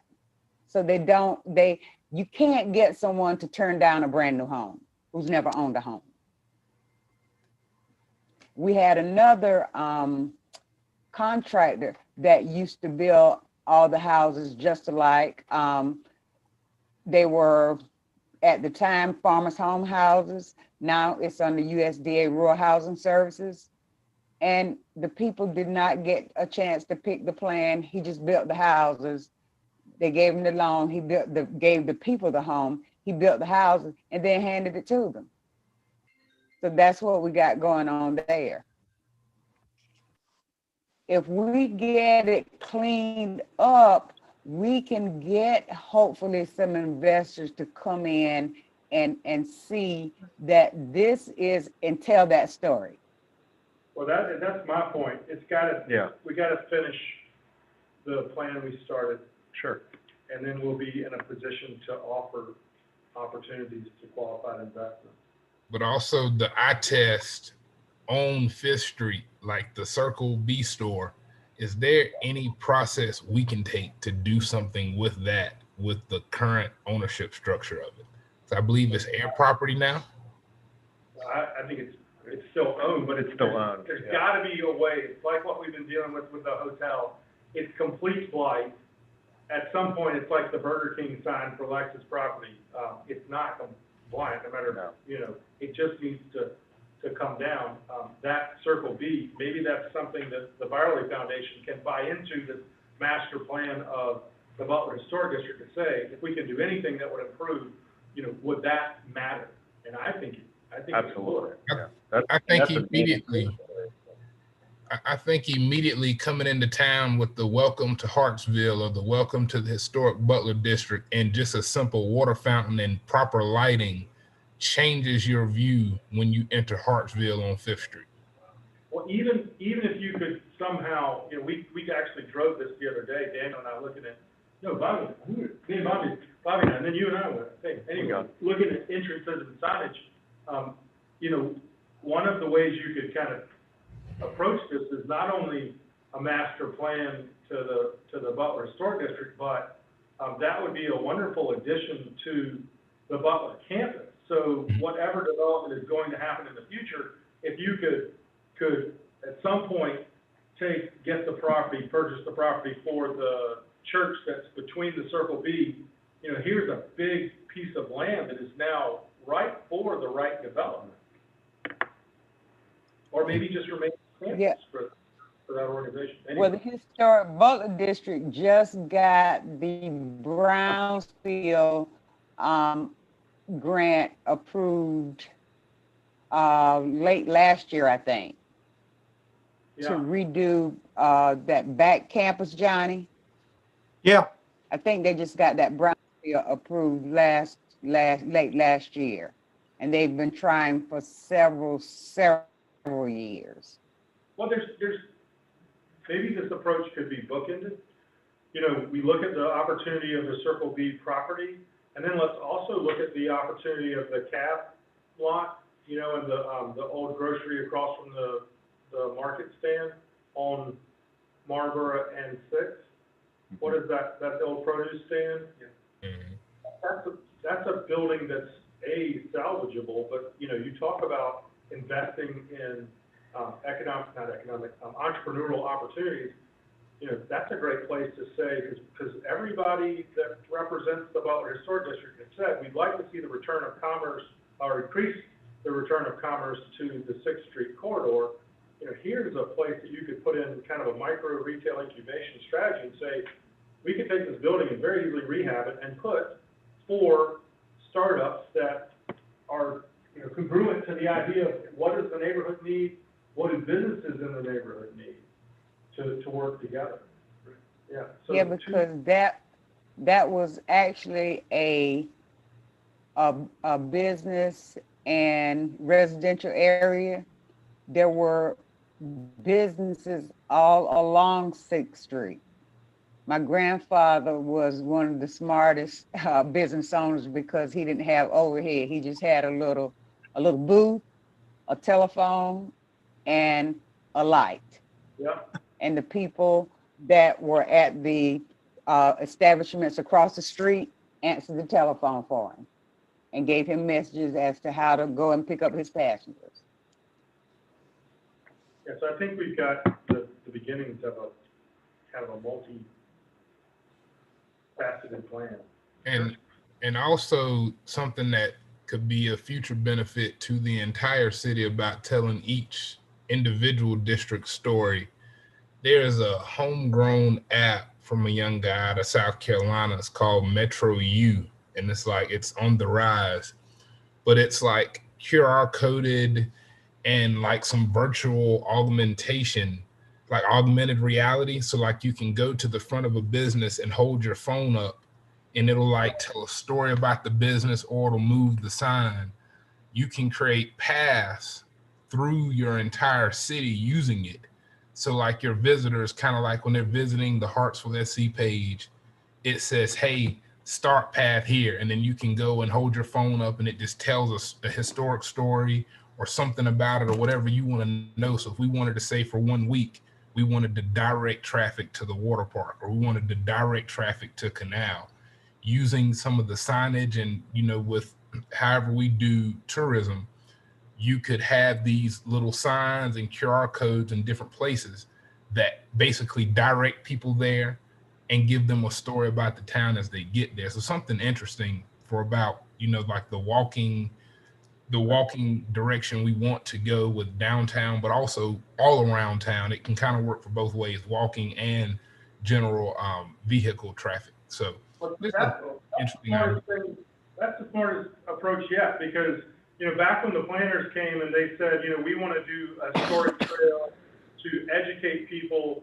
on African-American history through the Butler District, all I could think about was what they did in Pride Park, where we have the kind of condensed version of the exercise trail, so it's like 30 signs a foot apart, and it just didn't make practical sense, and trying to build a trail that was A, recognizable, and B, led people, through the history, was going to be an incredible feat, because there's nothing that connects, and if you had an app that said, walk here, turn here, and then you could see, the picture of Teresa's dad at the cab stand with the light and the phone, and understand that point in history, boy, that makes such a difference than just a plaque that said, here stood, this. Why don't, you ought to send them an email, find out what that stuff costs.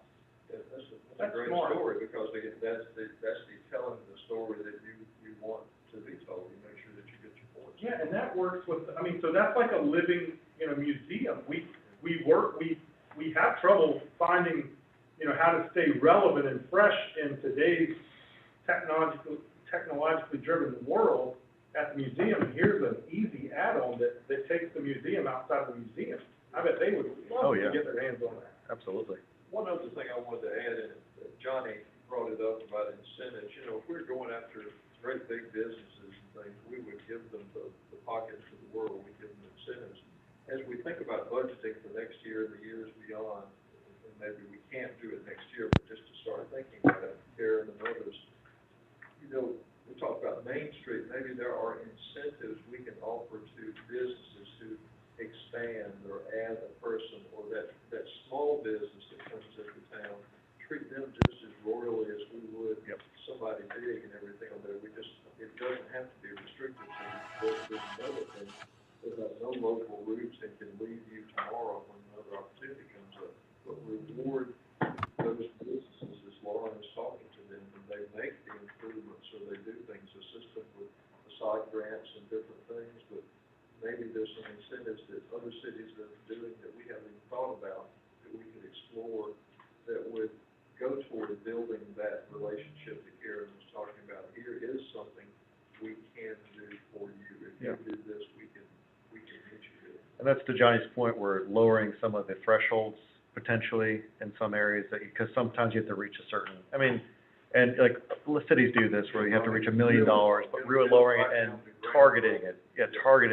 And that's definitely absolutely we can look at doing. Well, so, again, this may not be something that has to be driven by government. The Byerly Foundation right now is asking how they can be helpful, with all that is going on. And maybe that's, maybe that's the catalyst for the conversation. Here's how we think that you can be helpful, help the city, or help the businesses, not then that comes to the city, right? Yeah. Help incentivize, growth and investment. Well, we should be involved, because most of the costs that they have is essentially us. But we have no money, and they have money, so, right, like, what are we gonna do, like, right, like, I'm not saying No, I hear you. the point is, they are looking for ways to help, and it may not be as valuable of an investment to say, and this comes from conversations with foundation members. Giving a business $2,000 maybe doesn't fix the problem. Right. Or maybe not every business, owner runs their business the way they should, or who knows what the complex, situations are. But if you say, for those people who are doing these things, we're going to help you because you're showing that you're, and maybe give it to somebody. Yeah, and maybe this is a conversation that happens outside of COVID, because COVID just makes it that much harder, because everybody is hurting and everybody is on the way out, right? Like, when we get back from that, you look at Hayden around the corner, who has figured out a way to reinvest in a tough situation. Sure, yeah. But it helps us because we don't have an empty building now. Yeah, and I mean, it's part of something that we can do, and I want to cover the economic, we have a few minutes left before we're going to close originally, but something we can look at is what are the success stories that people who are surviving, how are they doing it, and getting them together with the people who need it. And that's something that we can certainly look to help We facilitate. talked about how we want to look when we come out of COVID. Exactly, What do we yeah. want to do differently and everything with that? I think Yeah. that's it. COVID has made living in a small town even more advantageous. Absolutely. Because people have figured out, I don't have to work in that big city anymore. I can do this from anywhere in the world. So what would help them to gravitate here? What sort of, Sure. if there's broadband or just, just different things on that. What do we do to come out and be that city that takes a step and is ahead of the other cities who are still just thinking about it? Let's quit talking about it. Exactly. And some of it is as simple as bringing more people, because that may fix some of the problems, right? Like, I mean, I just can't, I'm at the Midnight Rooster, and they're having a tough time because this whole capacity issue is crippling restaurants, right? And that place is as scattered as this is, and when you have this many tables, it's hard to run a business when you're expected to staff and man at the same levels that you had when it was full with half the business. And I started thinking, Bizzles had just finished their auction, and we've got 7 tables across the street that aren't being used. And the one way around capacity issues is to move it outside. Mhm. And so it's, maybe that's the first conversation is walk across the street and grab a corner of the table, and I'm gonna help you drag it over here, because if we can't help you on the inside, we can sure help you be successful on the outside and get back to those numbers. Now, is it gonna be cold? Is that coming? Maybe that's where we figure out how we repurpose from umbrellas to sidewalk heaters, yeah. I don't know, but I think those are the things that we're all saying, Yeah. and that comes from conversations and just being, It comes from the conversation. yeah, because we can't have the breakfast. It's like, how do we do the next best thing? Everything's different. You're the best example. I planned an amazing, just so you know, Christmas present after Christmas, I planned an amazing 3 parties for you to introduce you to the Hartsville community, right until Sharon told me we couldn't because of COVID. You keep telling me. But it was gonna be great. I'm looking forward to it. It'll be great. No, we passed. New budget cycle, that money goes back into the general fund, right? Thank you. Yeah. So I have- One thing I've learned from Karen is. I got 6 the months. money's going back. All right. Going back, and Yeah. that's a fun one that I still get to deal with. See? Well, It's gone now. Her party I do spend a lot of money. in her hand. I got it. Nice. The Well, only reason we're still afloat this year is we took away your discretionary fund. it's true. That's right. I mean, I will We have you survived know off of that people across the world are suffering because I print proclamations on the back of recycled sheets that Karen gives me when y'all leave your little packets. We just tear them off and we print proclamations on the back because you've cut my budget so bad. And we appreciate your sacrifice Yeah. there. Don't get me started, because I got a Johnny- good idea for Johnny that he doesn't want me to mention on the record. Can we mute?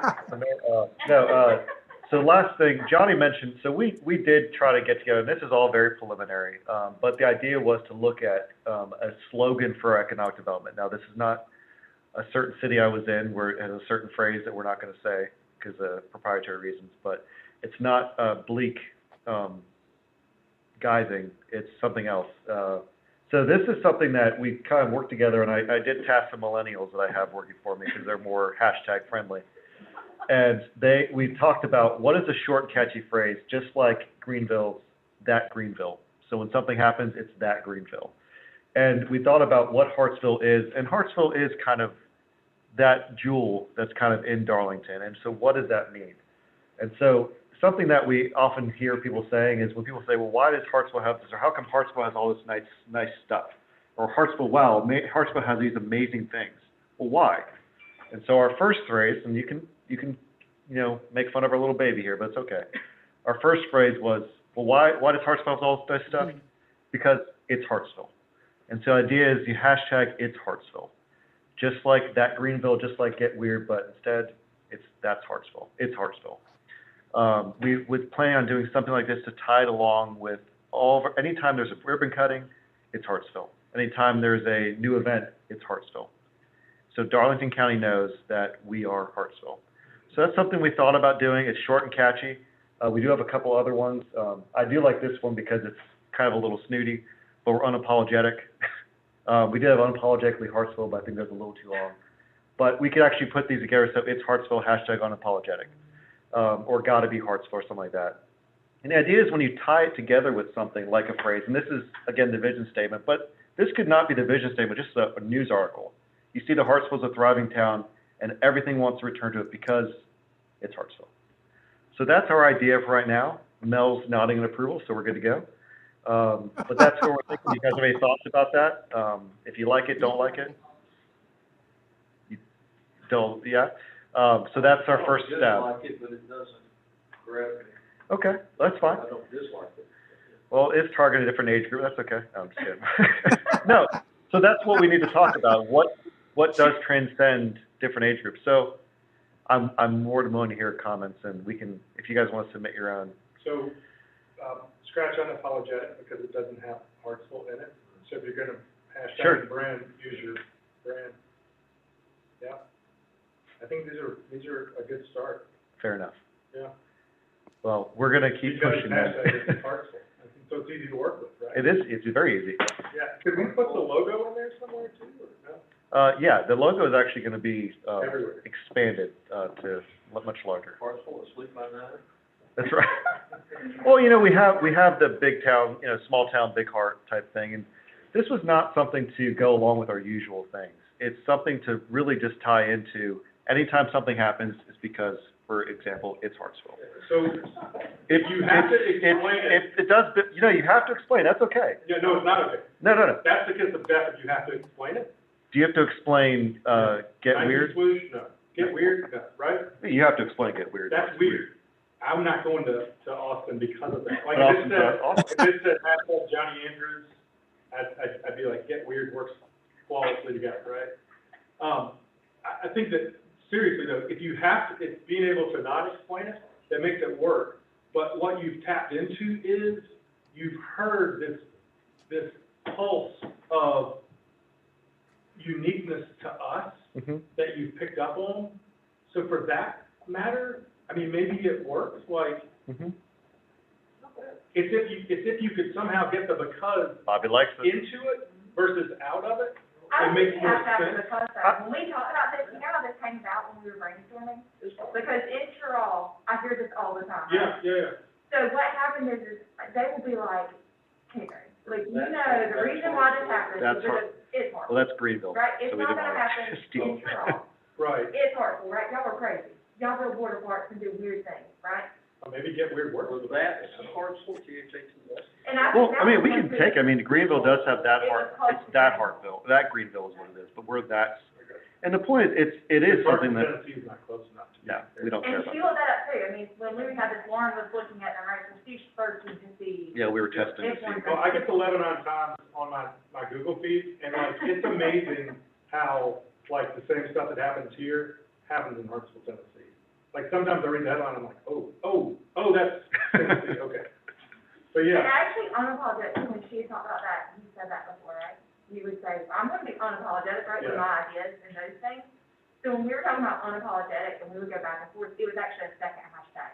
Usually when you see it, you see more than one hashtag. Yeah. It's not Yeah. just one, right? It's Hartsville, hashtag unapologetic, right? I think For you- unapologetic to be different. yeah, so I think you gotta be careful because unapologetic almost comes off as like what you were Oh, saying. snooty, yes. Snooty, and Yeah. that's not, I mean, like, we're not No. that. But you picked up on something that everybody says, well, of course you have it because you're Hartsville, right? Like, that's the whole Yeah, your vibe. Hartsville is one we talked about too. Yeah, why can't we do it? Well, you guys have it because you're That's Hartsville. But we wanted to do something that kind of captures that, and. Yeah, I and- think I think that may be it, or you just keep kind of thinking about it. But what detracted from me is that you've taken because out of it. And if you put it into it, because it's Hartsville, That's maybe too it's too long, It but it tells you what you need to know without having to split. Well, I mean, and the thing is, Greenville does do, or something like that, they have words in front of it. I mean, it's a phrase. The tag is the tag. Yeah. It's not just, it's not What was just, the creek route? so Creek Rising, which was, again, nothing against my former city, but that did, even though it does, to me, it sounds like something bad is about to happen because Creek is happening, but it took off. And the reason why we knew it took off is because we start seeing the kids going off to championship games with Creek Rising written on their windows. And to them, they took it and they went with it. And so when we say, this is something that, it is a little, it's Hartsville, it is a little pomp, it does have some fluff to it, it just Well, feels. it's edgy. It's edgy a little bit. It can speak to, business. It can speak to athletics. It can speak to lifestyle. It can speak to Yeah. quality of life. It speaks to a lot of things. It does grow on you. It's kind of like a little earworm. It's in you. It's there now. You know what an earworm is? I don't need to know that. I am such a. That's that song you keep hearing over and over again. Without, I mean, So, it's there. Hartsville would be better than We're Hartsville? Well, we thought about We Are Hartsville. I mean, we wanted to be a little. You don't want. We wanted to be a little edgy with Well, it. we didn't want it to be strictly for athletics, right? If you do like, we are Yeah. Hartsville, small town big heart was like more business. This was, when you talked about this, I was thinking of the economic development really too. It's very simple. Yeah. It's easy to remember, and we can tie it to so many things. And not just because we came up with it, but I really like it. Yeah. I picture it with the hair flip emoji out, like, beside it, like. Yep, this Yeah, one, it's- like this one. There's a little bit of, there's a You little, know what this You one had to go is. there, didn't you, Mayor? Her hand is like Right. this. How many times have you used the hair flip emoji in your lifetime? today, at least 3 times. But you don't have to, because you'll have the 20 and 30-year-old females using it, and you can pick your own emoji to put with it, because I'm thinking about one. it's flexible. I was trying to look at it from an outsider perspective, because y'all wouldn't really how much I hear it. Yeah, no. There. And so they Yeah. think everything, they're never gonna be Hartsville, right? It's not gonna happen. They're like, well, Karen, you can't even be a part-time person because that's Hartsville. Because I try to help them with something we're doing here, and they're like, oh, I'm okay. thinking about the water park and the. That's right. It's Hartsville. No, it's- I mean, it's Hartsville. Y'all do crazy things here, and that's the way I would hear it quite often. Well, it's Hartsville, that's why. Finally, Daniel earned his salary. I'll tell you Got what, it. I'll give you my endorsement if we could redo all of the logos on all of I think I got enough votes without you, so I think I'm okay. And somebody's supposed to spray paint that gold. Is it not? That would look really good. It's, You want me to tell you Project? why I have such challenges? Because my dear friend, ordered this for, Sharon? no, No. and he left it brown, which makes it not readable. I apologize, I failed you because I told you I would do that before the end of the Oh, year. you did, I knew I'd ask somebody. No way, you didn't, never mind. It wasn't me, somebody else, but I'll take, I will take the charge for you, we'll You take want care of that it. taken care of. Sharon, see me in my office afterwards. It So, looks really pretty. I do like the, so it was like made by, Johnny would tell you, made by a college professor in the 70s or something, right, Yeah. Johnny? I think so. All those Flora City colors. It's Well, on that the one- city we have, field, we have many different colors. Red and all of the heart star logos. Red. I will show you the official logo for the office of the mayor, which is very tastefully done in a historically accurate palmetto, which is nicer than the one that Walter Edgar chose. Really? Yeah, Walter Edgar's Journal? yeah, well, I know, love Walter Edgar. Yeah. He's a nice guy. It's All right. hard. So, Well, hashtag, we gotta go. what I'm gonna do, I'm gonna do what you asked, Mayor. I'm gonna come up with a, something that we can, and it doesn't, I think what I'm hearing is we don't necessarily need to do it in this type of plan. I think that we can articulate a vision statement that maybe encompasses all these things and still do the things that we're talking about. Because, I mean, we have our marching orders. We do know what we're talking about. This, even though it's not raw paper, it was extremely helpful to all of us. So thank you for taking the time to do this. But we can do it in a way that is different. And I don't mind, we'll do what we have to do and get something back to you guys. And we can do another workshop like this, or we can talk about it informally. So, Go back to what Mel was saying, we don't do work sessions, but what if once a quarter, yeah, we all got together and just kept talking about it? I would. I promise you, things will happen if we do. That's I called a think that- beer summit. A beer, yeah. Hey, Johnny, Yes, sir. I just wanna remind you that you gutted my budget, so you're gonna have to buy the beer. Why'd he laugh? No problem. Mute his mic, please. But, all right. Well, we know what we need to do, but thank you so much. And don't mention beer summit in front of Mrs. Braddock, it'll get him in some serious trouble. she felt that he was umpiring